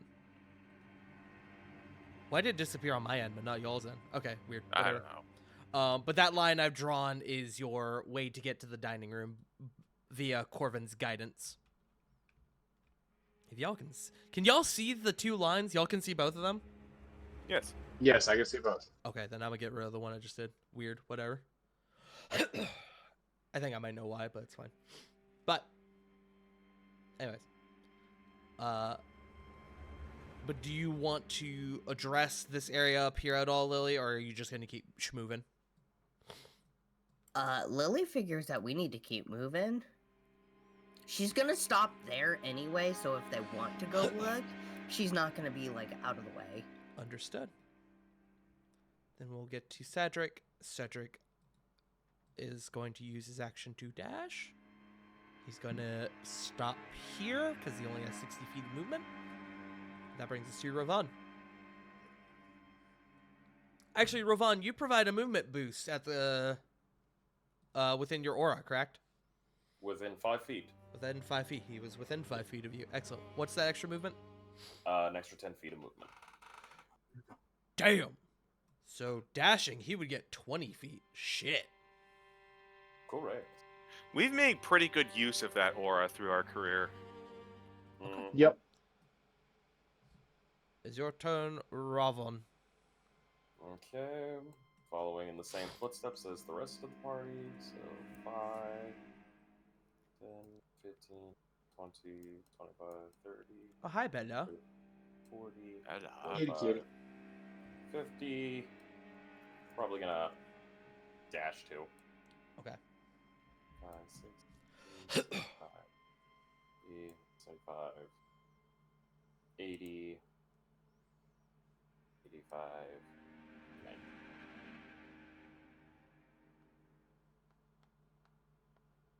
Sorry, I'm just texting the Banui.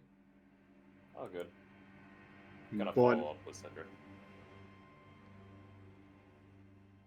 And I'll end there. Okay. Brings us to Flip. I mean, why wouldn't I hang out with all of my friends? All of them. I believe since Ravon left, I only got the 40, so that's 80 movement to get over here. You know you don't need to do a dot on each tile, right? I know. Okay. This is me just trying to, like, try and use the program a little bit more. Understood.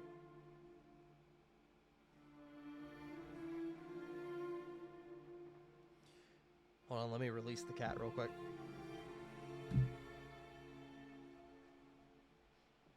Go, Spawn. He gone. Spawn. Yeah, I got Keith David in here. Did y'all not know? Fuck yeah, dude. Okay. Welcome to hell, motherfucker! Okay. Amazing. CG's movement is not going away for some reason. I'm going to Oh, just jeez. presume it will here in a moment. But Diana. Oh, there it goes. Diana is going to use her movement to dash. She also gets a full 80 because of the boon from Loba. The lion is going to follow. Go stay right on her heels. I'm just going to go. Whoop. And that brings us to Corey.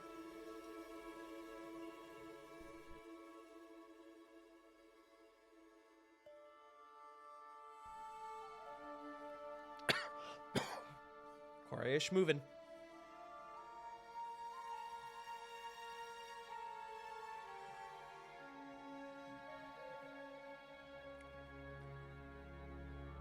Wait, that was only 80, I think. Hold on.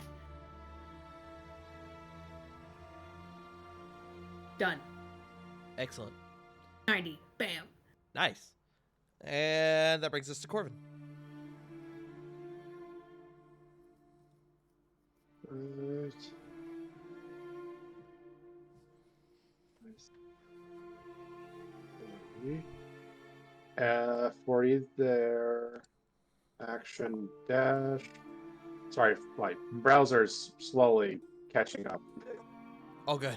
Like it has Flip like slowly moving across the tiles like it's chess. Yeah, it was doing that for me as well. I'm a bishop. 35. I would be within 10 feet, so 40. Just gonna move my way on over here. Okay. To end my turn. Great. Do y'all still have your pass without trace up? I do not. I thought about re-upping it, but we're dashing at the moment. Understood. Just making sure. Hold on. I'm trying to now get rid of the measurement. So, Corvin, you see this entrance right here, and you know that that is the entrance to the dining hall.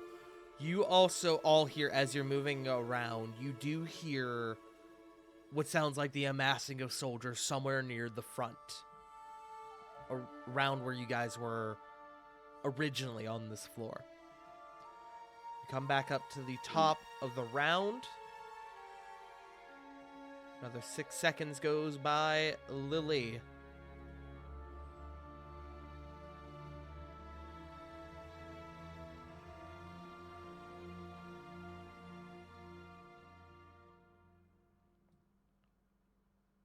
Is it that door?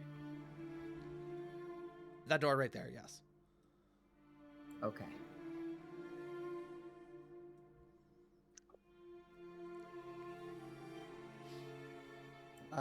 Lily's gonna get close to the door. I'm just gonna stay there. Okay. If you are remaining there, then I will need a stealth check from you.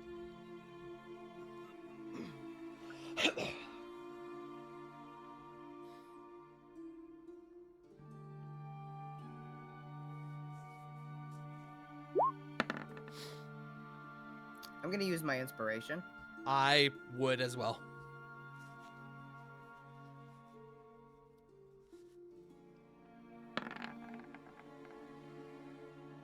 21. 21. Okay. Me. You see that you are just within view of what looks like a congregation of soldiers near the front gate. You are trying your best to remain hidden from them, but you do know that your party is behind you. She's gonna turn and mouth the word guard.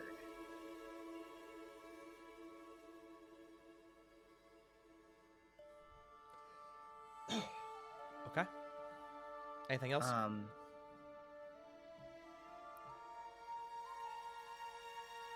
No. I think that's everything. Alrighty. Cedric, hearing that, is going to stealth. I'm going to say that this information becomes prevalent to everyone.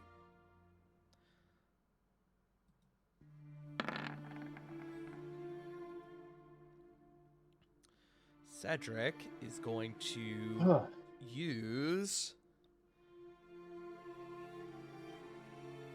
Oh wait, that's not in this version. Understood. Well, it's fine. This is mainly a group check anyway. Let's see. Hold on. Seeing if I have anything for him. Okay. He's going to slink down here. And he's going to kind of take a small peek around the corner. It's going to kind of like duck back quickly. And he's going to kind of turn back to your group. We need to get out here quickly. Out of here or out here? Out of here. That's going to bring us to Ravon.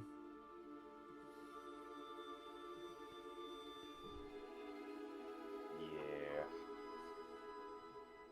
Gonna try stealthing too.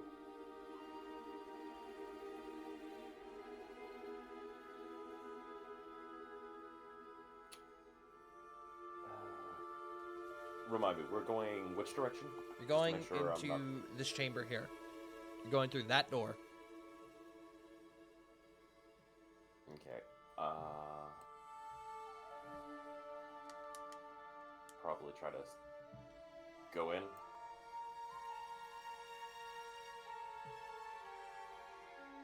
Are you stealthing? Good point. I should probably do that. I would first. need that check first, please. Okay. Stealth. Oh, that's a 7. You can only cover up so much noise. There is a bit of a hubbub near the main chamber, which is covering a bit of your noise, but it can only cover up so much. Proceed as normal.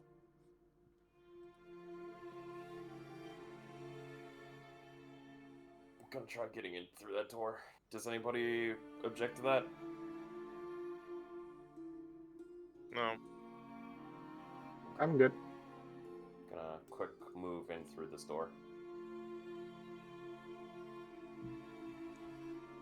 As you go to open the door, it is locked. You can attempt to break it down if you want, but that is not going to be quiet. Break it down. Gang? Survey? Allow me. We'll move over and allow for Flit.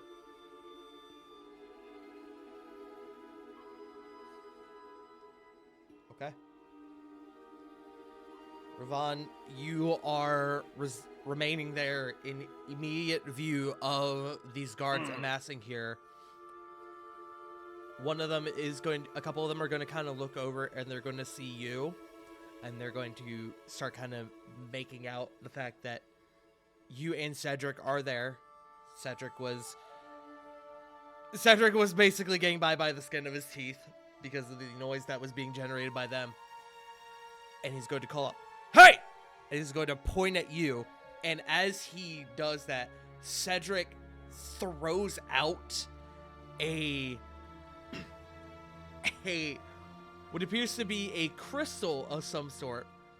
And as it strikes the ground, it is a crystal that looks familiar to y'all as you have a more raw form of it, but this one is a bit more modified, more condensed. And as he throws it out, there's a flash of light around the corner. He goes, "We need to go!" I don't think I've ever enjoyed an item so much as these flashbang rock motherfuckers. Same. They're so much fun. Correct. Flit, is your go. You guys need to skedaddle. Oh, I'm accidentally moving Corey. Yeah, you're right. We do need to ski-daddle. You know what'll help ski-daddling? Getting through this Snow. door. And, I want... Oh god, Oh. that was so loud. I'm so sorry. Ah, my ears. on the plus side, sorry,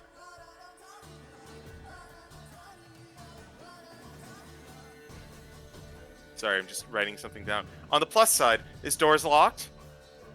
It is locked. I'm gonna use a skeleton key. Excellent. Okay. Give me a moment.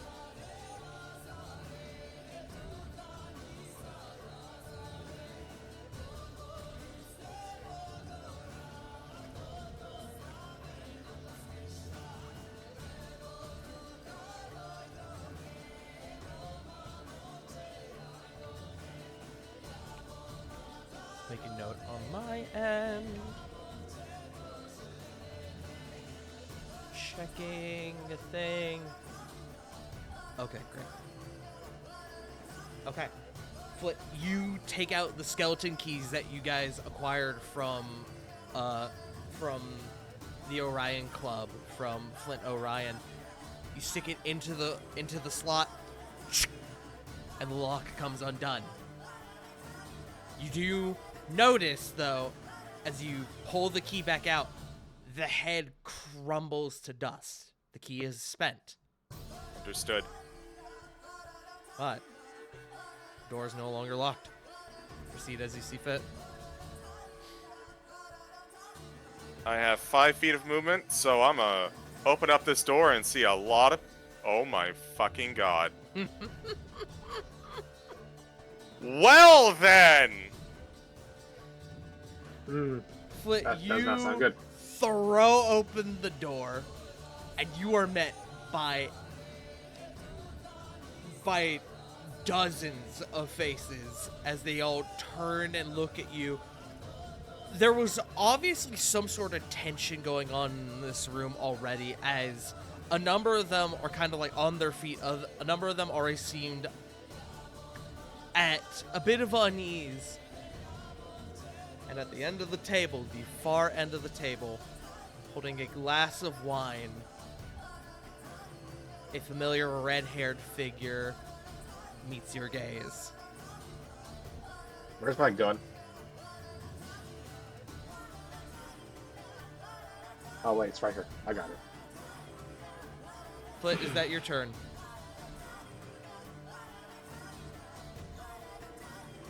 This... Oh god, no.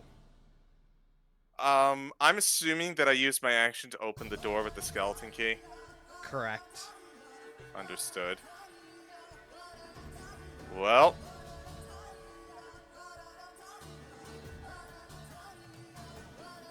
You know what?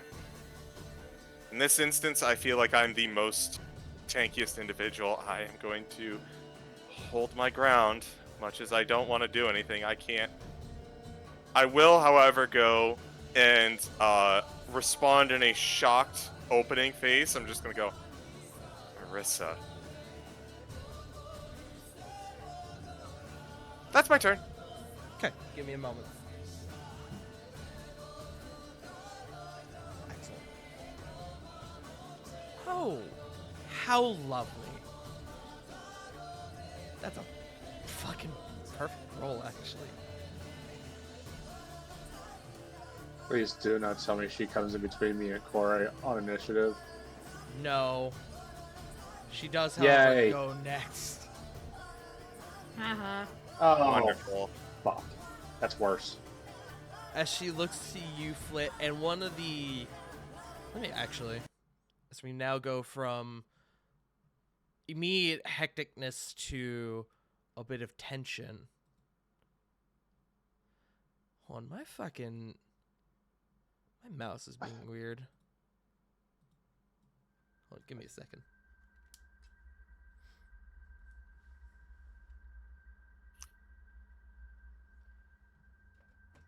Mouse, I need you to stop acting up, please.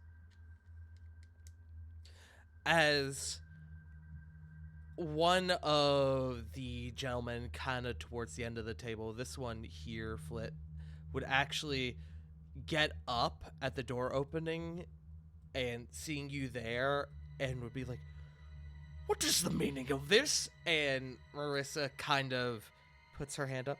It's all right. This one here is a dear friend of mine. Please, Flitz, come, join us. We were having a bit of a celebration. Surely this doesn't need to get unpleasant. Hmm? And she'll kind of look around the table. I see there's not much room, though. And she'll kind of turn to the servant who was pouring wine into her glass. Let's bring another few chairs for our unexpected guests, shall we? As she says, smiling to the servant next to her, who looks to her and goes, yes, ma'am.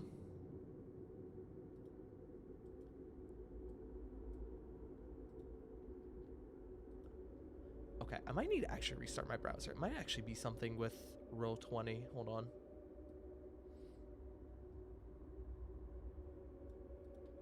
Can't quite tell. But I will figure it out. I'm going to restart my browser. Hold on. Give me a moment.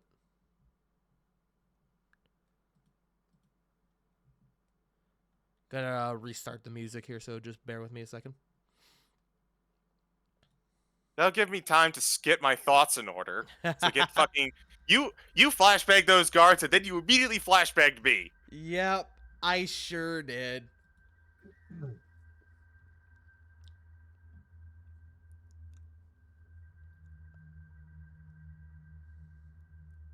As she sits there, beckoning your group forth, she doesn't make any immediate hostile actions.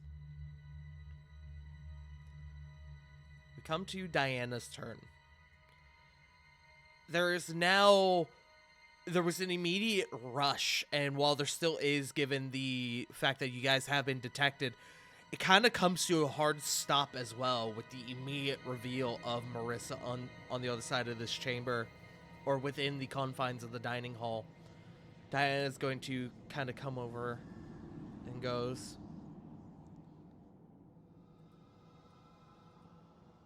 she's going to kind of speak to the group. What do we do?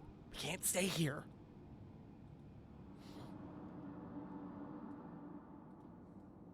I don't know.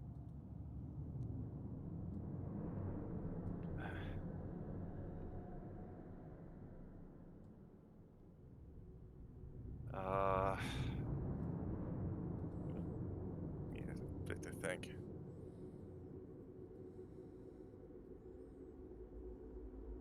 Diana is going to, seeing the immediate situation, realizing that you guys are very likely in danger, is going to hold her action.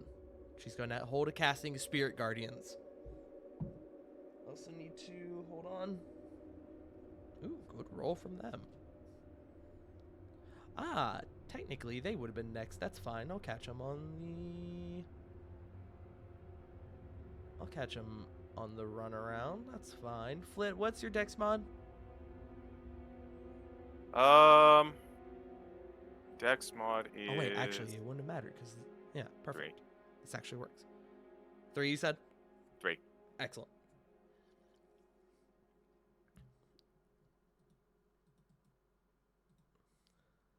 Sorry, I'm just adjusting our initiative a little bit.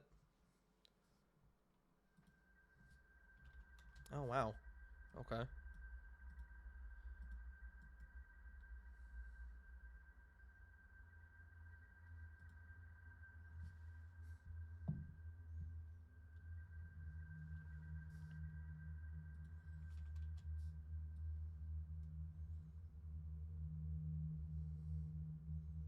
Okay, excellent.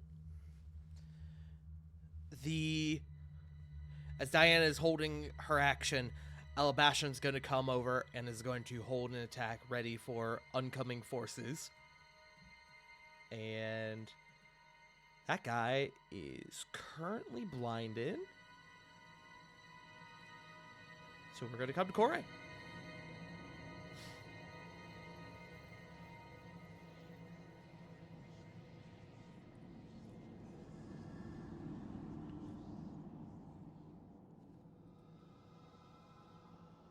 Oh shit. You guys are, dare I say, between a rock and a hard place.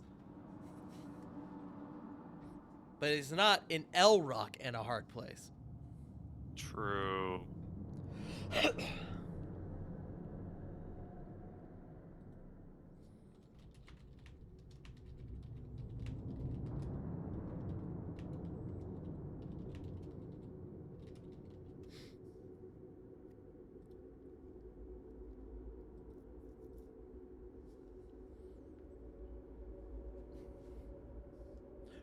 Corey, as you're kind of coming around this corner, taking up a position, you do notice that as a result of the crystal that Cedric threw out, these men are momentarily stunned. They're not stunned as in like the condition, but they are taken aback by the immediate bright flash occurring. Oh god, she's drawing a square. Never mind. Thinking. Do whatever you want. I see. I'm thinking. No, you're fine. Just thinking. Corey's like, that's a lovely square they've set up for me. Technically, it's a rectangle, but that's besides the point. But you guys have a moment to either decide if you're going to fight or run, but that effect will not last very long. Oh shit, what are we doing, guys? I don't know. I Oh, burned all my no. mental fortitude thinking of the question asked the guy. Corey, do you want to hold your action? Yeah. I'm gonna hold another IED ready. Holding an IE. Punk, say psych! Say psych! The government is listening! Punk, say psych right now! Dyke? You can't just say you're holding an IED, Punk!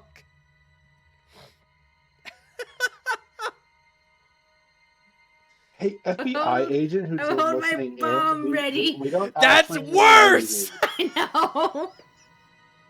Well, now that the Hold my U.S. action government ready. has tuned in. Hold my Hey, action. U.S. government, please don't leak the group chats right now. I was about to say, if someone doesn't post that in fucking the out of context chat. Oh, fuck.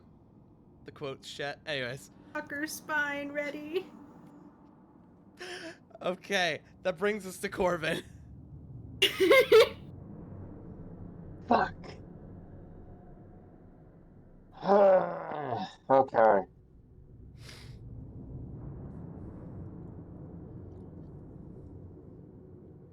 I hate this.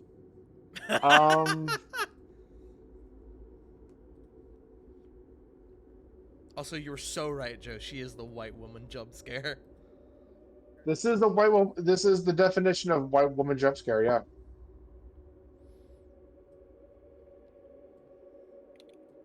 Fuck me. I don't know. Okay, based off of the based off of the map layout from earlier, would there be another way into the dining room, like towards the north or towards the east? There were not immediately accessible by this floor.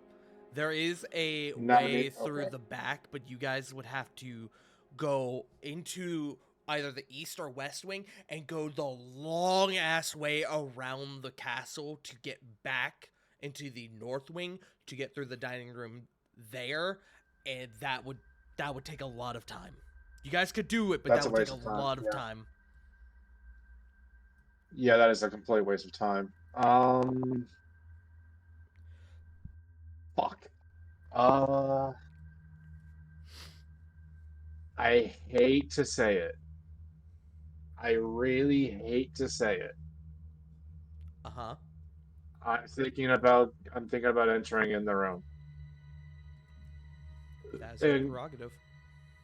uh, There have this been is no for immediate hostilities. something. Yeah, that's the problem with this woman. Uh,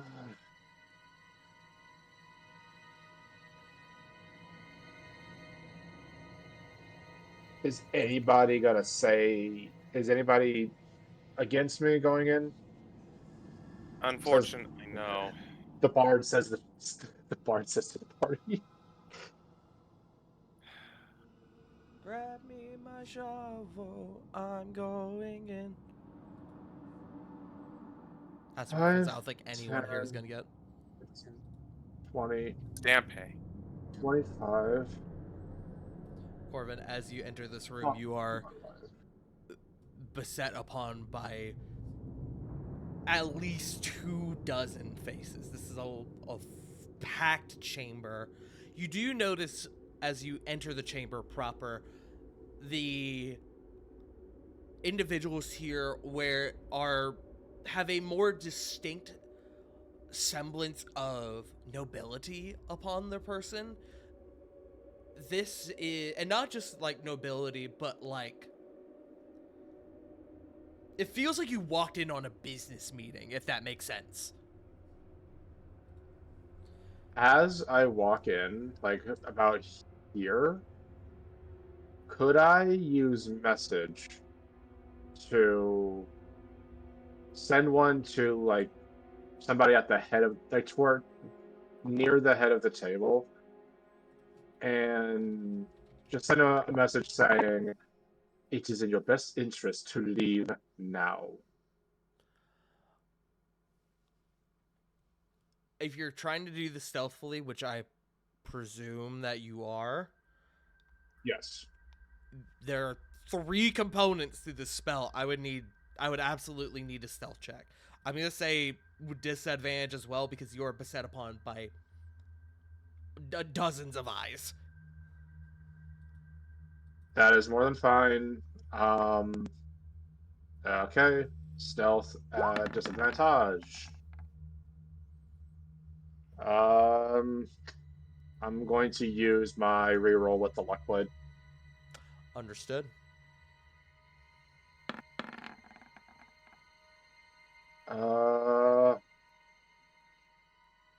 It's better than a 1, but it's an 11. Okay.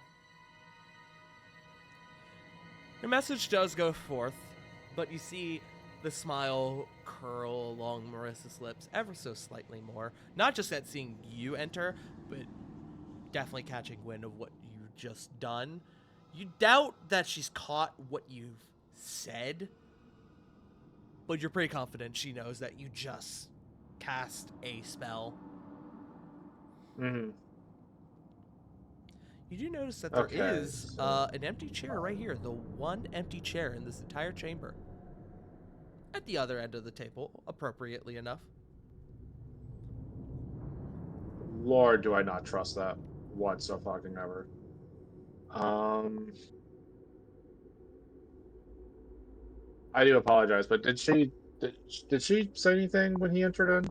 When Corbin entered? She did not, but as you approach the table, she does actually gracefully gesture at the chair for you to sit. So should you choose. 30 here. He's just gonna kind of stand on that end and just go and just kind of like make a motion of no, no. He's gonna like wave his hand back and forth and just say, no, thank you. I just ate. Okay. A shame. Um, The food being provided today is divine for a bit of a celebration, one may say. And Corvin, your eyes, as she's saying this, your eyes are kind of darting around the room. You notice that there are two of the like commanding officers near the back standing by this door. You know that door leads into the northern wing of the first floor of the castle. You also clock this other door. That's the door you need for the basement. as he darts, as his eyes are darting around, he will not look towards Marissa, but like beyond Marissa, as if he is staring towards the door, towards the northern door, towards the northern wing. Uh-huh. And he'll just kind of he'll play along. Oh, a fine celebration for a fine feast. I mean, what on earth could we be? What on earth is the occasion for? What is that? Pork? Looks nicely roasted. The coming of change. Freshly burnt. The coming of change, my friend. And she, as it comes to the end of your turn, Corvin, this servant, the one that she asked to bring chairs for your group, is going to come here. She's going to open this door, which you know, again, is the one that leads to the basement. She's going to go in. Door is going to shut behind her.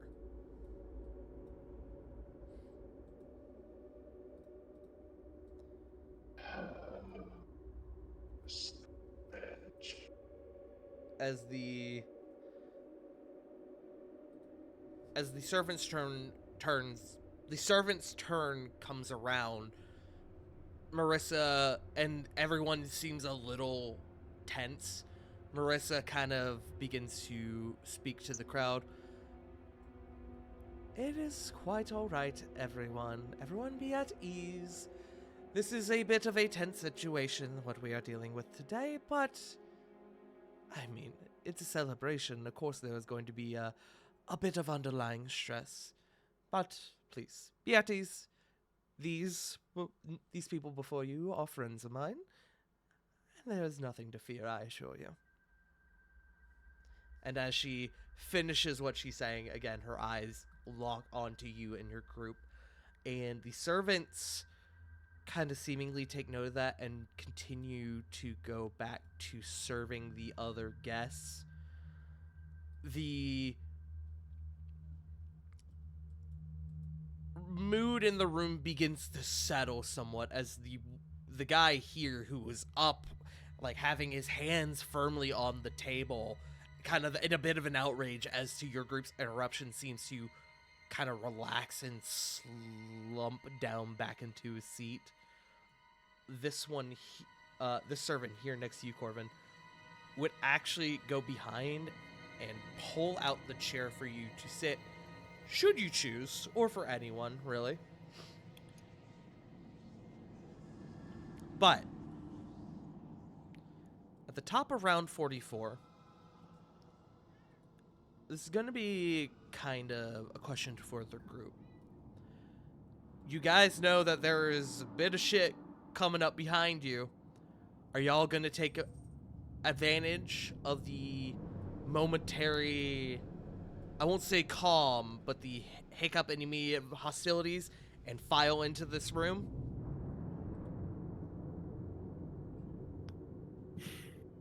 I think so. There's really no place else for us to go at this point.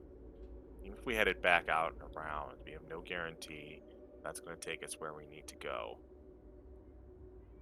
No matter, and even if we backed out now, what's going to happen? Marissa is just going to immediately follow us or send guards or some shit? We may The not. Go ahead. major issue is we need to get past her to head towards that door on the northeast on the northwest of the room. Hmm. She is literally gatekeeping us right now. I know. Geek, Damn gaslight, girl girl bosses. Damn. She did all those things. Wait. Yeah, she's very good at all of them. Fuck. Triple G. Does anyone, I guess my question is, does anyone have serious objections about going into this chamber or just wish to not go in at all?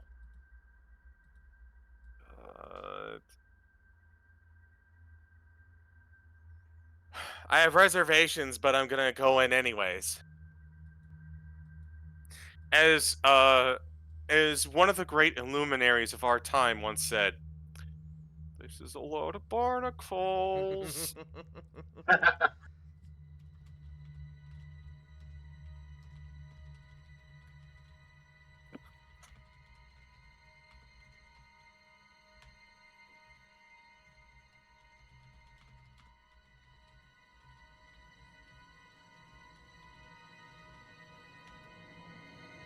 A moment, I'm just typing real quick. Okay. Diana is going to, with Alabasham, is going to enter the chamber. And you see that there is a bit of immediate panic as this large winged lion enters the chamber.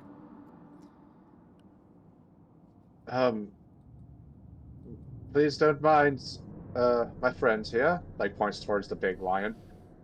He's harmless. You see, there is a bit of a expression from Marissa once the lion enters the chamber. Oh, a new toy. Yes. Just it when I is think you couldn't surprise me. the beast is definitely a bit of a surprise, I'm sure, but I assure you, he's harmless.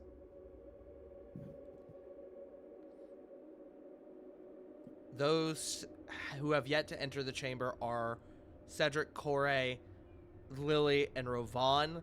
Cedric's going to go last, so I need confirmation from the other three that you guys are entering this chamber. Yeah, Lily would. Okay. Lily, you're going to go there. Rovan? I really don't want to look at this bitch in the face. You can stay outside if you want. I don't recommend it, though. Stay outside. Immediately fight all these cards. Yes, Go actually. inside. Deal with fucking red hair bitch.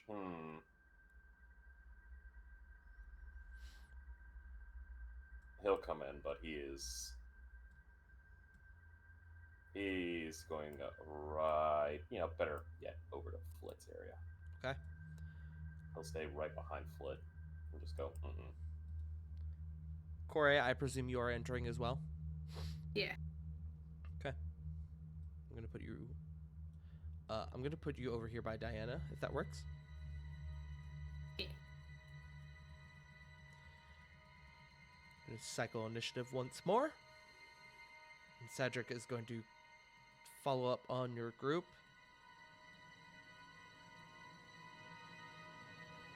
The door, if you would, my liege. Marissa says, half mockingly. To which Cedric begrudgingly turns and closes the door. Oh, and the prince as well. All my friends, all my favorite people in one place. What a time. Wonderful. It will be just a moment, but whatever your needs are, I'm sure they could be tended to by the servitude here.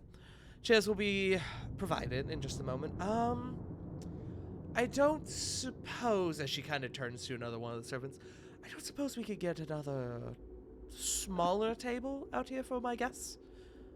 I'll see what we can do, Lady Eberhard. Wonderful.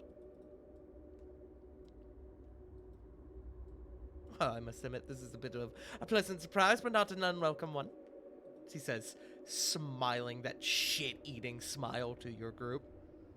What is your group doing in the meantime? You guys are, as this initiative cycles, as you all funnel into this room and have cemented yourselves in this room, you are beginning to hear the footfalls of boots outside. And you hear one distinct voice as your group kind of amasses in here. You hear one voice outside. Where did they go? Find them! A bit of a firmer voice from the guard, and specifically the commanding officers that you're familiar with.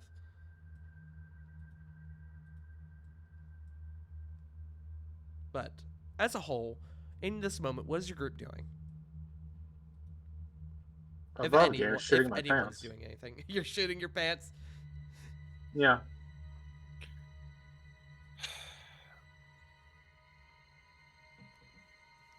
I don't know what game she's playing. Me neither. That's the fucking problem with this woman. You guys can always roll insight if you want.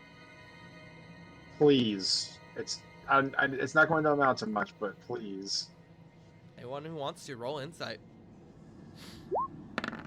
Fuck, that should not have been with a disadvantage. It's a natural 1, 13 anyway. Okay. Corvin, you may have actually shit your pants. You're just like, fuck. It smells like shit. Yeah, like what the noble nearest to you is just like, man, this turkey smells terrible for some reason. Like, he's concentrating way too much into what he's going to be doing next. This is officially a chess game and she's kind of in control. Sounds about right for Flit's history of inciting Marissa. I'm just glad one of us got above a 20. I just realized I'm missing Diane's sheet from when I reloaded. Hold on a moment. And then, now that that's up, I need to roll that. Worst part about it is, again, Interdesting. Okay. she is technically our mission objective. Yeah, trust me, I know.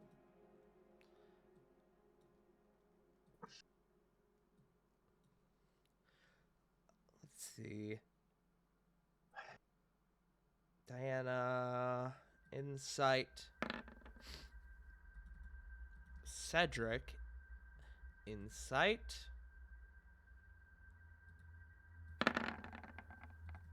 Help from Nexus. Oh, God. So what is the highest here? A 26? I see. I see. You guys are in this moment. This is a very tense, almost like a standoff. You guys are in the midst of like a Cold War at the moment. Like, you both y'all have your guns ready, but nobody's making the first punch, taking the first shot. Corey, you matched her deception. Really? Corey, Finally. she's putting on a very, I don't even know if brave face is the word. You guys have interacted with this woman time and time and time again, and with each interaction, you guys are able to clock more and more of her deceptive nature. She's not becoming readable, but you're able to pick up on the very small things. There is, in this moment, you're seeing as her eyes, very, very briefly, are darting around and looking at the people around her. She realizes she has all the pieces here, but she also realizes that if a fight were to break out in this moment, everyone in this room would be caught in the crossfire.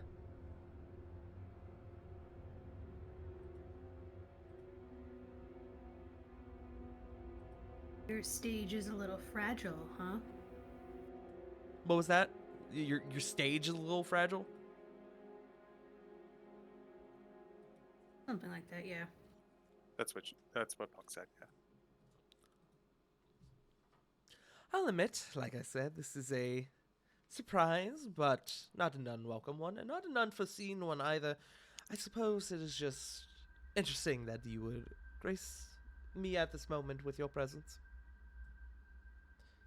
But you are my guest after all. If there is anything I mean, I can assist you with.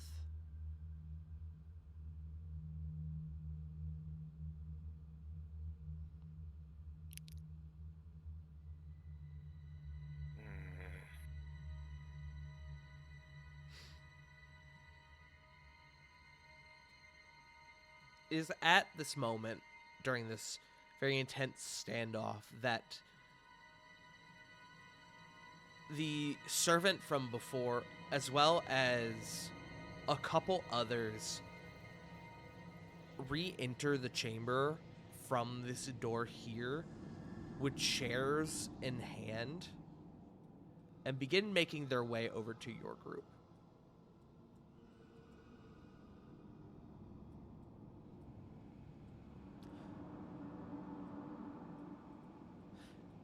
You'll have to excuse me for the unpreparedness of the situation, I'll admit.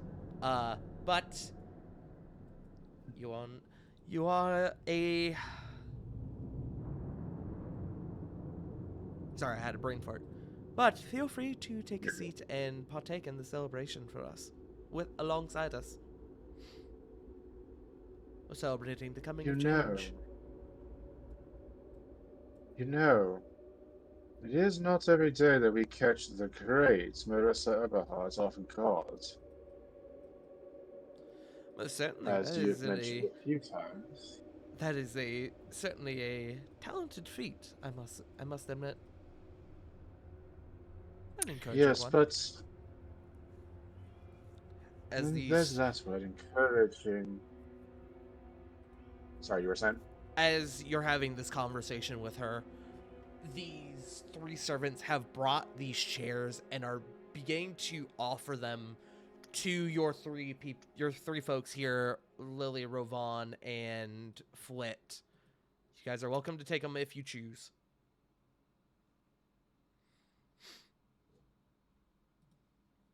Are able to take them if you choose. Lily would hesitantly. Okay.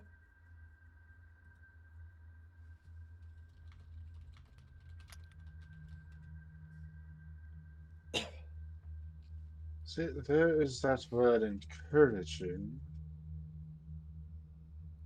Now, far be it from me to assume, but what is it that you have all of these, well, fine, no, but people of nobility here for? I mean, just a simple celebration of coming change just seems to a little too like a better term, simple for somebody as sorry, the above game, the word is not coming to me. All good. Somebody, for somebody like yourself who has to plan every single little step.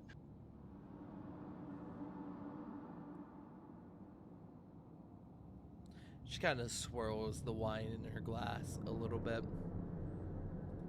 Her smile tightens just a little bit.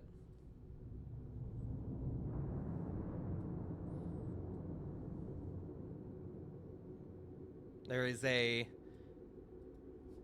bit of unease that kind of comes across the entirety of this chamber. Clearly, you guys were not expected in this moment, and it shows on the faces of the crowd in this chamber.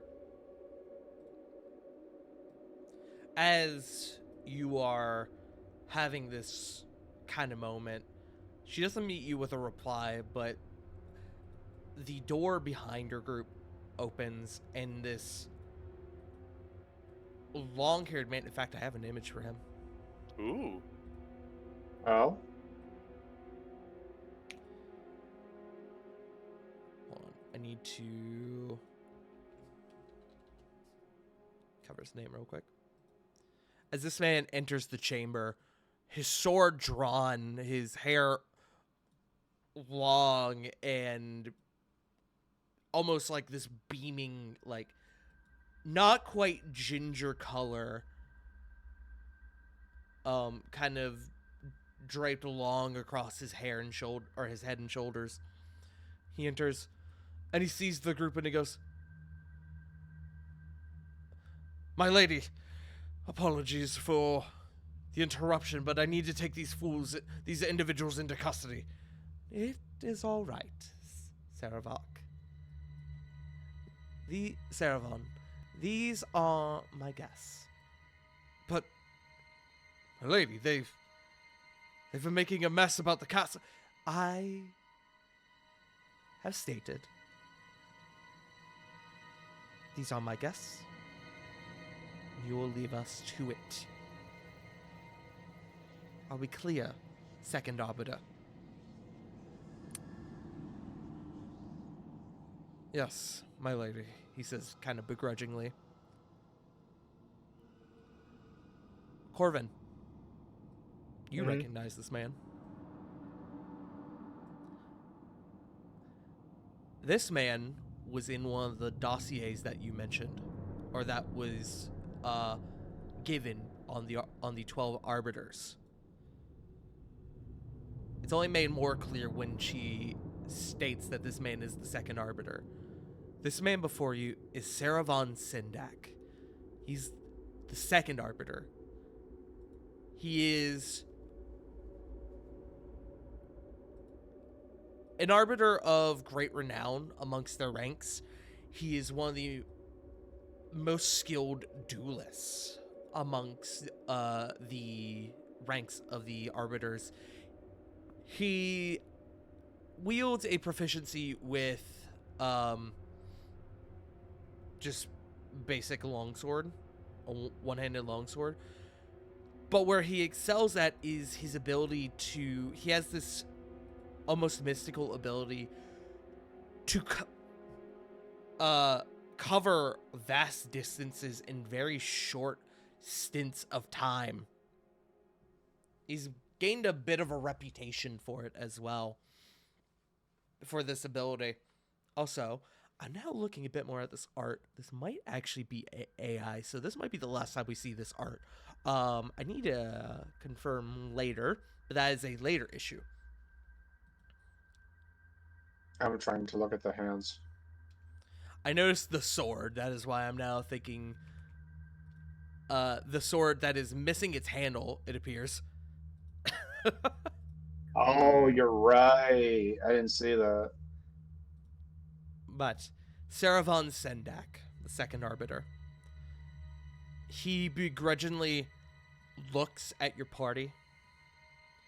Cause no trouble. Whale. Should you need me, my lady, I will be outside. I don't think you'll be needed, second arbiter. In fact, I believe there's a bit of a commotion outside that I believe you would be more well-suited to attend to. You see, he sort of takes a faltering breath. He straightens up. It will be done. He turns around and he leaves. Apologies for the interruption.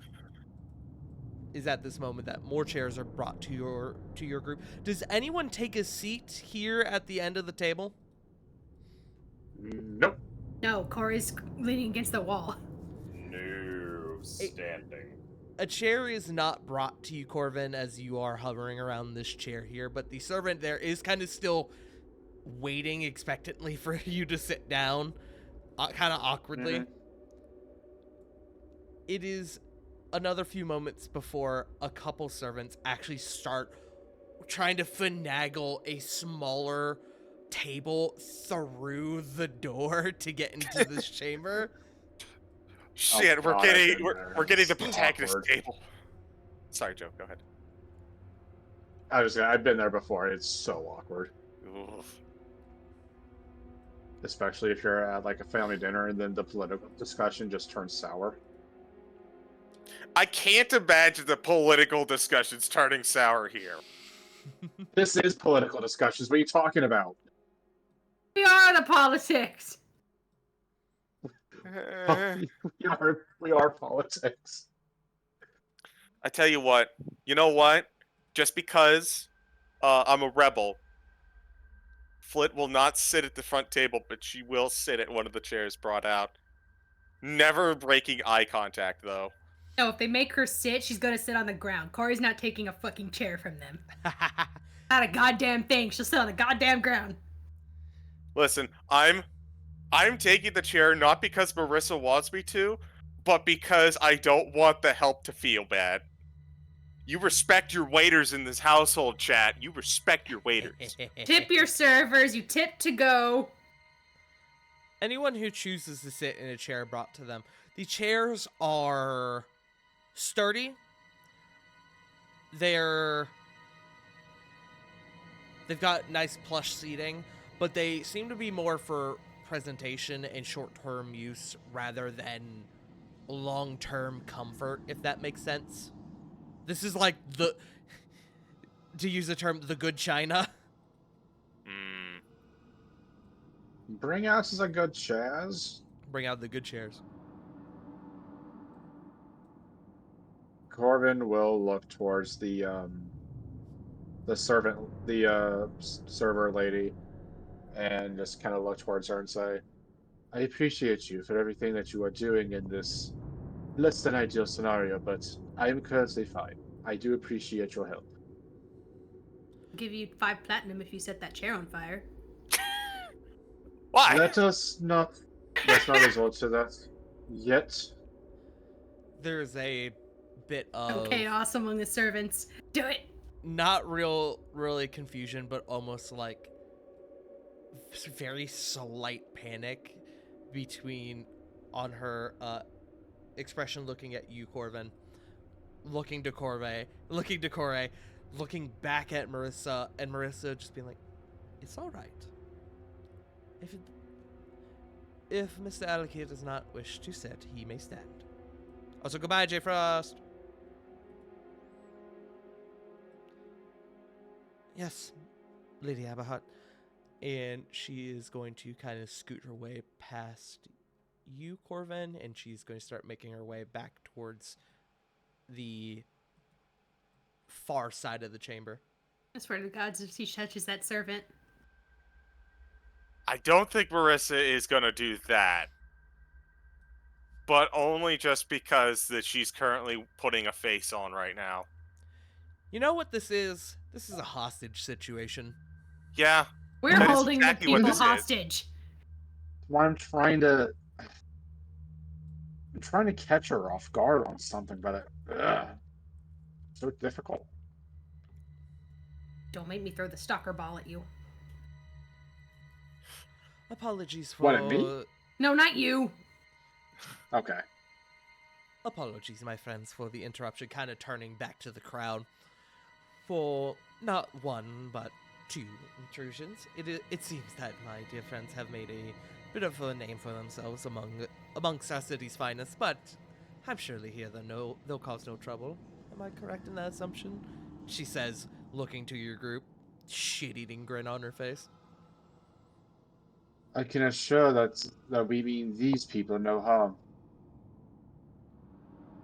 Above game, can we just start like taking stuff, just like being the most rude house guests? If we have to be forced along into this charade.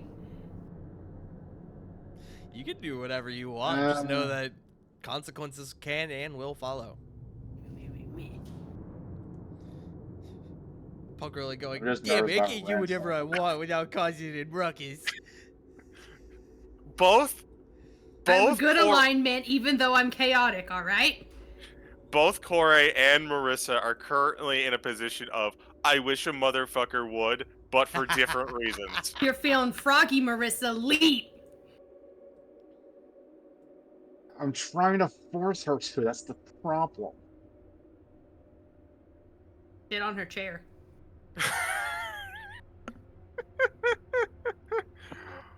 Turn to the Oh, light. jeez. I Turn appreciate, to the light and shit on the floor. Do it. Punk, I appreciate you for trying to bring levity to the situation. I'm so scared. I'm sorry. No, you're Or- good. I need it. Like just so I don't I don't shit my pants a third time. Marissa is, as the scene continues forward, she's going to turn back to the fine folk around, seated at the table around her. So, well, actually, hold on. I'm going to change our music a little bit. What's this one? Yeah, it'll work. Well, I apologize. My apologies. Oh, that's right.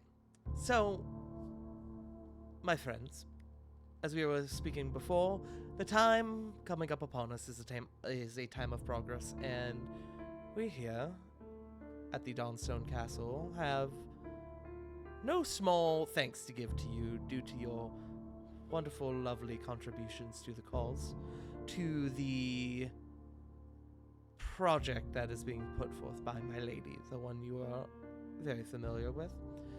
Soon we will behold a wonderful spectacle, and it is from that point that, well, you will reap the immediate benefits of such. I can't quite say the specifics of that for privacy reasons, but I assure you, good things are coming. And every now and again, as she's speaking, she looks, her eyes kind of dart towards your group. Everyone go ahead and roll me insight again, anyone who wants to. Please give me I'm more really opportunities to tired. insight her. 18. She's I will not insight doing her. great on her deception rolls. y'all. 22. I'm This so is sorry, Corbin Joe. shits in his chair. This is so D&D. This scene right here with Corvin. Holy shit. This is D&D Why to a is fucking it? T. This is the shit you've prepared for and just can't jump on it. Why is it I can't get a read on this white woman?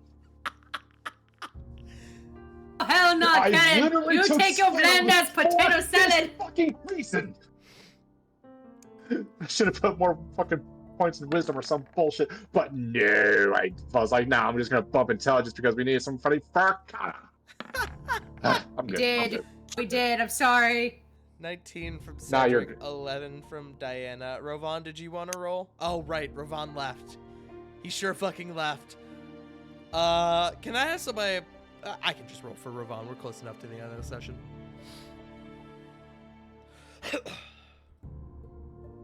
Where the fuck are you, Rovan? Okay, I got it out of my system. I'm fine.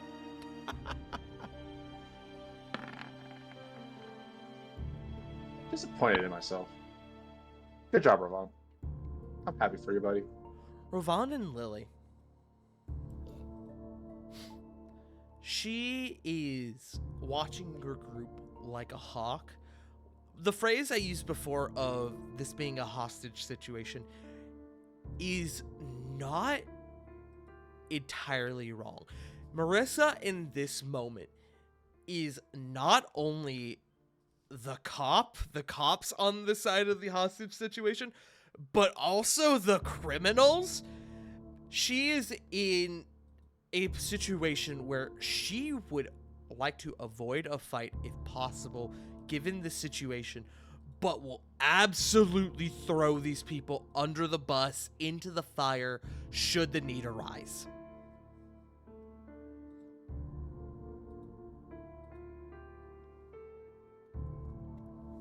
Corvin, I found your inn. Sass her about anything she says. Just I'll let question you know, it. that's what Question I it say. like the annoying, like, high-achieving kid in the normal class. But as we are all familiar with, the Meridian Union is upon us, and with that, to that we celebrate. And then she looks to your group. I assume you and your friends are looking forward to this time of progress. Happy Progress Day.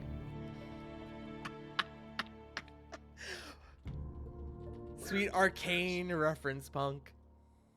You're welcome. Shit, that is an arcade reference. Good. Yep. Oh, it's a time of getting very busy. I don't know I will even have time to sit down and enjoy it. Ow. That's such a shame. It really is. Well, if you really can't say, I mean, I presume that the kind gentleman outside would be willing to assist you with whatever you need.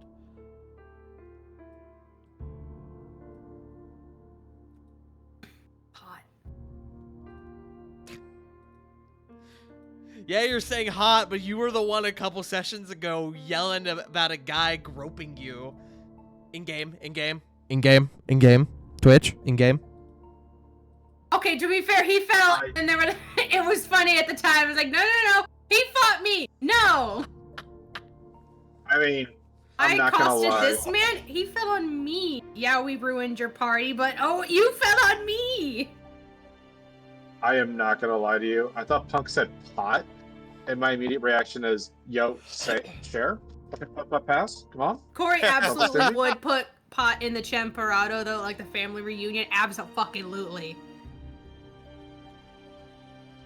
Sorry, I'm just trying to look up notes on Meridian Union, and I'm really hating myself right now with how scattered my notes are. It's fake. Their union's fake. I mean, that's not entirely wrong. As you guys are having this Found it. conversation, the longer this goes on, the clock is continuing to tick. You guys are at this junction. know. You're coming up on the 25-minute mark of your incursion. This conversation has now gone on for a few minutes.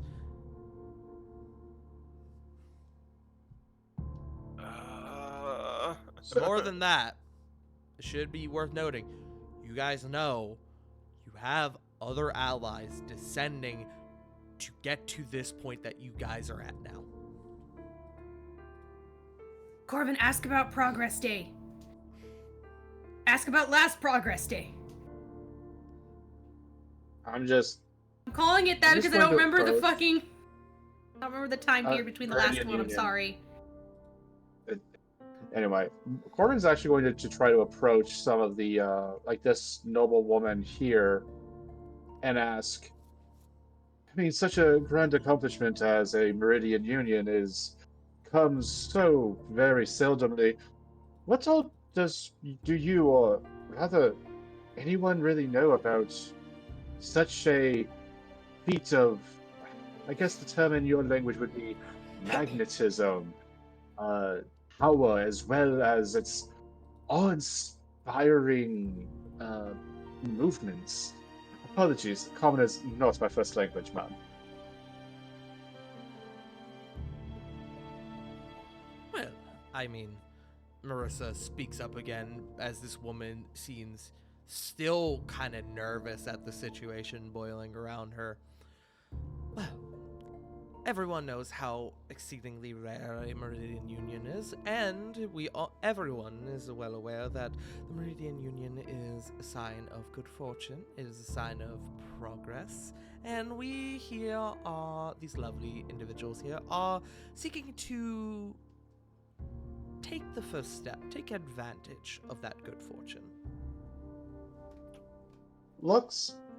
Doesn't pay Marissa too much of mind, looks back towards the noble woman. I'm sorry, somebody else interrupted. What were you saying, dear?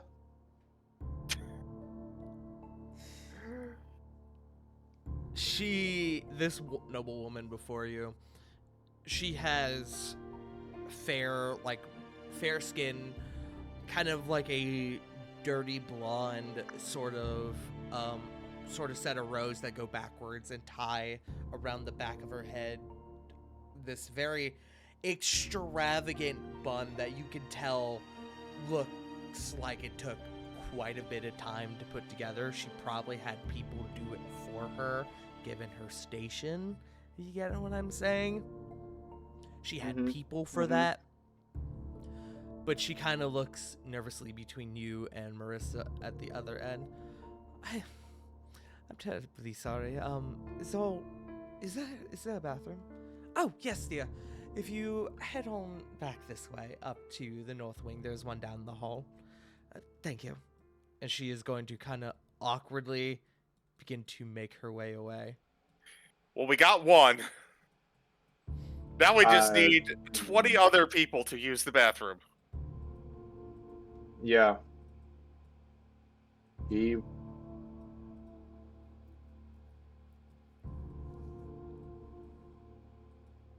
good sir, right there. So, the mention of taking advantage of those who will take advantage of this whole situation, are you linked to any kinds of arcane forces yourself, or is this something that, I don't know, has been promised in some way, shape, or form? He kind of narrows his eyes at you a little bit. I own a very successful enchantment business here within the confines of the city. I'm sorry, I don't think I've caught your name. Who are you, exactly? I know you're friends of Lady Eberhard here. Oh. I am so sorry. I have to do this because of my background. How did he say again? He said, he didn't clock my name? He didn't catch your name.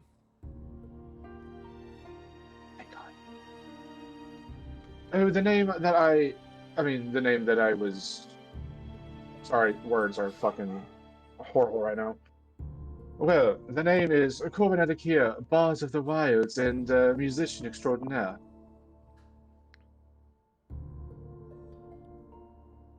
A musician, you say? What do you mean when you Right, say yes, of the wilds? Why, you've heard... Surely somebody of your stature and your ranks have learned more about the Feywilds, have they not? Oh, that is what you mean. Yes, my apologies. I wasn't sure if you meant just out there somewhere.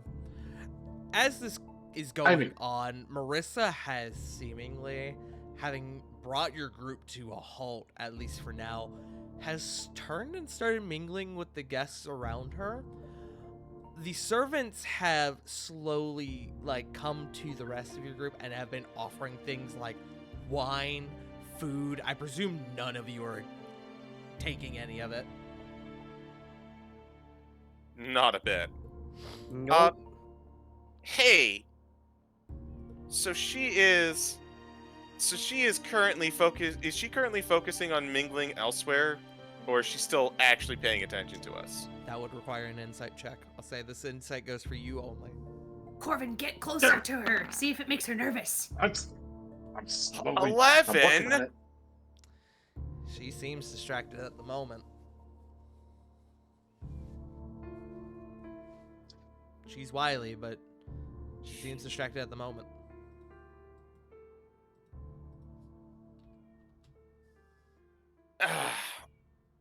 I can't trust that though. There's doors. There's servants. I'll give Exits. We can get out of here. I'll go ahead and I'll give it a try.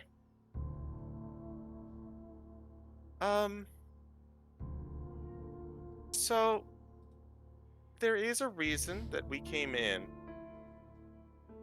I'm also I gonna assume apologize. you're speaking to Marissa at this point. Yeah. Okay. This is gonna... I don't know why. I'm gonna have to make a terrible charisma roll for this anyways, but it's worth a shot. There is a reason why we came in today. And, it does have to do with, Lady Eberhard. And At this moment, I she's turned did- her full attention to you, Flip. I must admit, it's probably not the best place for us to do this here, but, my friend Corvin, who just introduced himself, he's actually, an ex of Lady Eberhard here. Trying to reunite them. I'm so sorry to interrupt you. No. The moment Flint says that, I want to play along, but Please! No, Please! hold up. Don't worry about it. Go ahead with what you were saying, Joe. I want to insight just to see what the fuck. Trust me. Because that is the what most the play is here. out-of-pocket thing I have ever heard. That is the most out-of-pocket thing he would have ever heard Flit say in his entire, like, damn near a year of them knowing each other at this I know. point. Hold on. Let me say my next bit first and see if you can pick up Cool. on what I'm laying down. God, I hope so. If not, I will allow an insight roll, but So Thank you, sir. let me finish what I'm saying. yes. He has recently found someone in his life, and with the importance of this day, a day of new beginnings, as Lady Eberhard said, he was hoping to catch her in private and, well, bury the hatchet, as it were. I'm afraid that the circumstances that we find ourselves in is not ideal, but it might be exceedingly awkward if, we have this here. We have our own business to take care of, so if we could perhaps settle this elsewhere without it being... I don't want to spill dirty laundry in front of so many people. That's all you get. That's the only card I got, guys. No. So I think I get it. The moment that Flit kind of explains all of this, Corvin will kind of just hang his head. He will try and feign some kind of shame, and he will begin to kind of say, "I am afraid that it is my fault. If I'm being completely honest, my ambition was too great, and I can't go on with my entire life without, for the rest of my life, without at least making some form of olive branch, reaching it out so that way I can at least have some form of peace."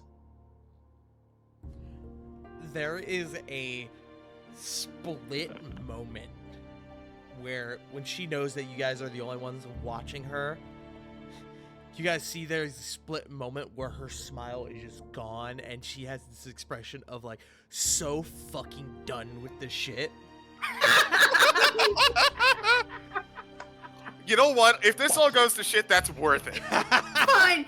It's You know fine. We what? threw her. We caught We her. entranced the people. We did our job. You finally We caught the broke the visage. You finally Yes. broke the face. Aha! we Kayfabe. Okay. finally we were too stupid to ignore. High five, Joe. Good job. She closes her eyes for but a moment. She smiles and she stands up. I see. Well, I assure you, Flit, you didn't need to air the laundry, so to speak, between myself and Mr. Alec here, our history. And she stands up. And as she begins to make her way towards your direction, but I do believe That's a wonderful idea. A extension of an olive branch. And Corvin, she is going to put out her hand for you to shake. She's going to meet you halfway.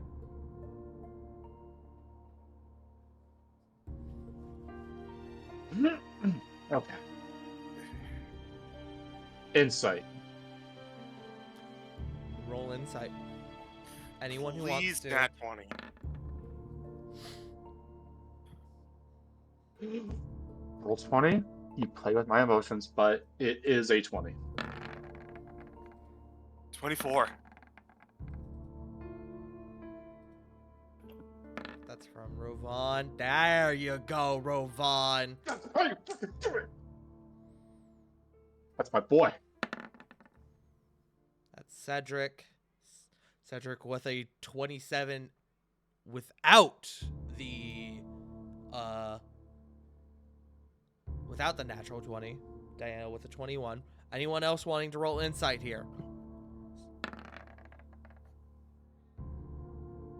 15. Shit, we're inciting again. Inciting this gesture of good faith that Marissa's put forth. Nat 20 for 31.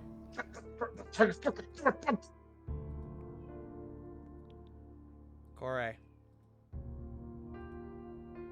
Yeah. You beat her deception roll of a 30. Whoa! Fuck, dude. Corey, she has something up her sleeve. You don't know what she's about to do, but she's planning something. You notice her other hand is behind her back, and you see the faint, ever so faintest glimmer of magical energy. Oh, shit, does she have to throw does she have to throw her spike ball now?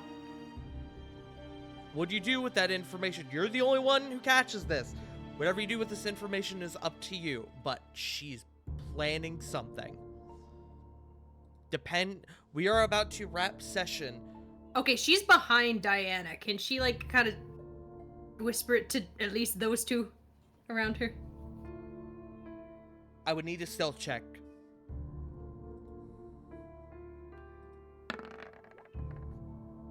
No.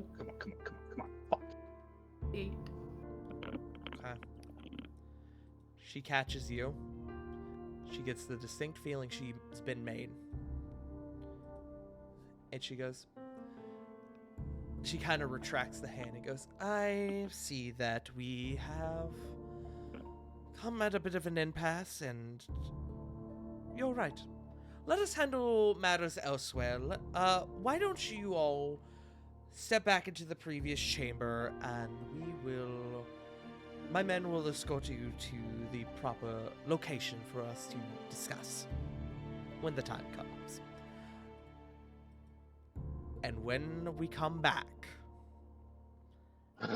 we're gonna have to start with charisma saving throws. Sorry, I failed! No, this is actually this is a benefit. This is a benefit. Like, honestly speaking, we are being led out elsewhere away from all these people. Like, I did not want to start a fucking fight with all these people here.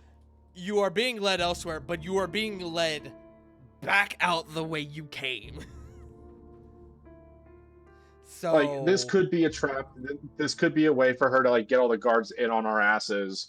But honestly, I don't mind that, if I'm being honest. we'll find out. But for now, we are out of time. We gotta get on out of here. Welcome to 2025, y'all. Yay! Let's send it on around the horn. We got people who got to get out here. So that whole interaction took roughly about 5 minutes in game, just for reference for everyone here. And we made it really awkward for everyone. Good. We did. Oh, Funny. wonderful. But River, go ahead and kick us off. I know you got to get out of here. That's me. You can find me over at twitch.tv/WickedRiver97. I just started my new job. I have to be at work at 7, so I'm gonna go to Now, bed. Will. Excellent. And I'm gonna toss it to Punk. Real quick before you go, because I do want to make just one notice during that interaction. At the 25, once this whole scene concludes, we'd be roughly at 26 minutes and 30 seconds. Roughly 5 minutes have gone by. At that 25-minute mark, you guys would have received another missive that the Bell Tower team had entered via the North Tower. Just want it to be known there.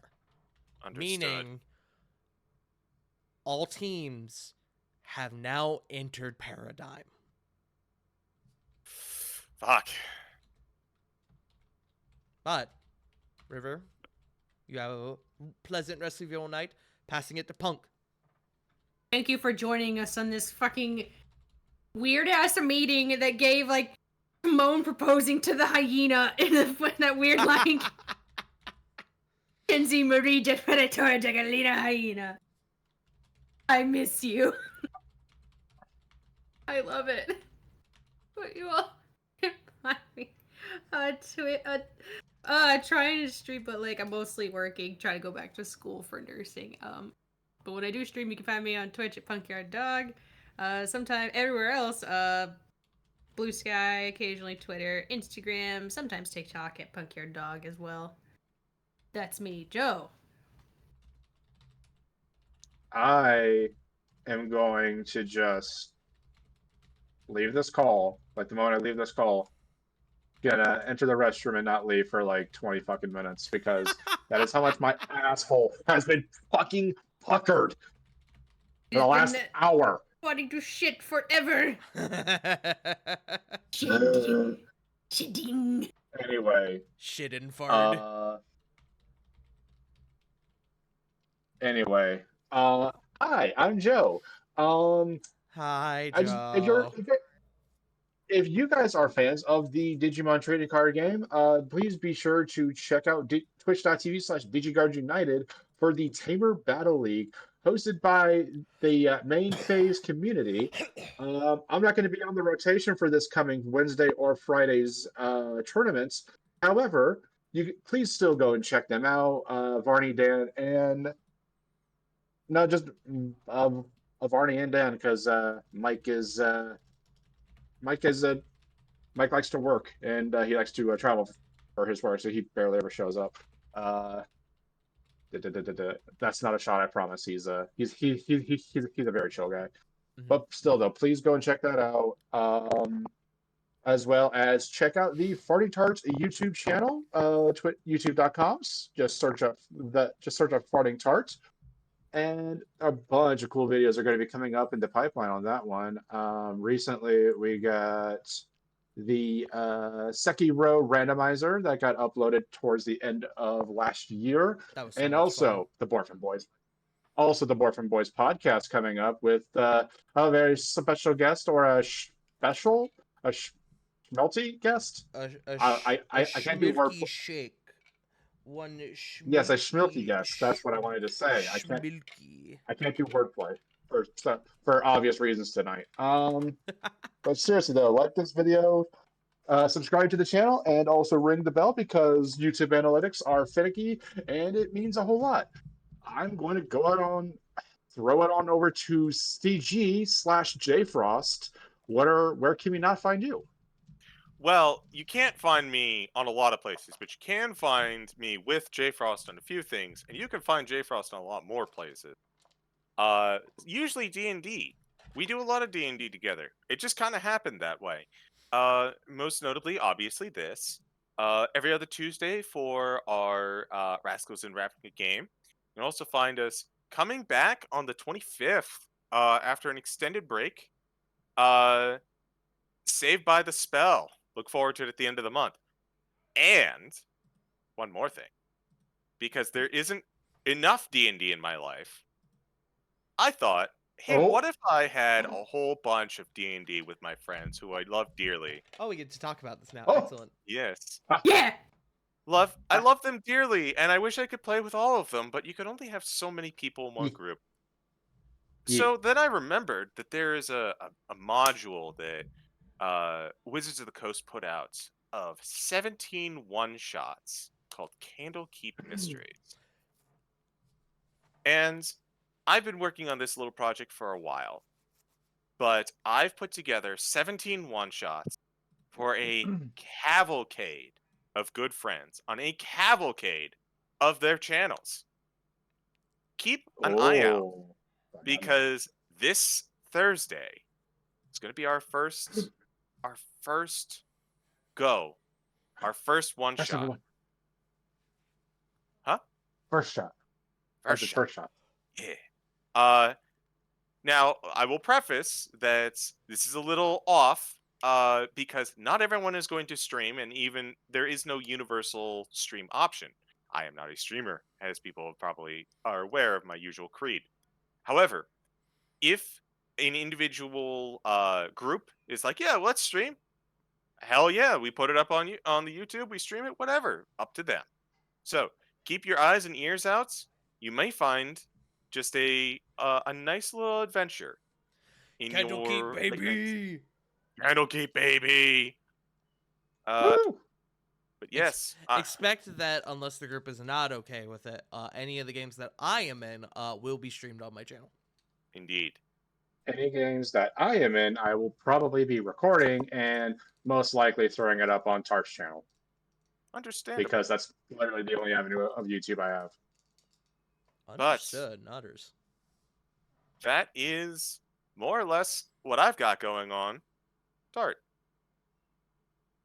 Guys, gals, non-binary pals, hello. Thank you for being patient with me the past week. So this past week was a bit weird. So as some of you know, I took my biannual little break for GDQ. So I was away for a few days, and during that time, I also got sick, so that was fun. So while I'm on the mend, I'm I'm still in the midst of recovering from that. But this week I am going to be getting back into my schedule fully. So the next time you will see me will be on Tuesday on Jake's channel for the next episode of Legacy of the Dealbreakers. Wednesday is supposed to be the return of Bearers of the Torch on Sean's channel. Burrs. Thursday there's no stream as far. No, I lied. Thursday, because we had to move it. Thursday is going to be the return of Da Borfin Boys. We're going to be trying to finish Cuphead this Thursday, so be on the lookout for that. I'll probably take Friday off because Thursday's normally my off day. But I don't know. I may get home on Friday and feel like streaming something. But Saturday, I'm going to be starting up the incentive stream that you guys achieved during the subathon. And I'm going to be doing Leon A of the first-person RE2 remake playthrough. So that is going to be the RE2 remake Leon A with the first-person mod enabled. I've already experimented with it a bit. It's real fucking cool. I'm quite excited about it, actually. But that's what I have currently planned. And then, of course, Sunday will be the next episode of this. But that is what I currently have planned. Things will obviously be subject to change. I also have a very cool thing that I'm going to be announcing in the near future. So be on the lookout for that. That's coming very, very soon. I just need to get a few more of my ducks in order. But with that being said, we need to get on out of here. We're going to raid Tiki. Tiki is a good friend. I also see that he's playing a game that Punk will be familiar with. Punk, do you remember Going Under? I do! Tiki, I love that game! Yeah, Tiki's currently playing that. So I haven't touched it in forever! I know. love that. Hey, Punk, when are you finishing The Evil Within? I'm planning a birthday stream February 7th. You I forgot to are! talk about that. Yeah, you are. I'll be there, Pog. So, yeah. But everyone go show Tiki a little bit of love. Now let him know who sent you. We'll be back next week with another episode of Exilia Regalia. thank you all for joining us. We love you all so very much. Happy Call me nerd. 2025. And remember, as always, you are loved, you are valid, and most importantly, if no one saw you today, you matter. We love you all, and we'll see you all next time. Bye-bye! Laters. Bye.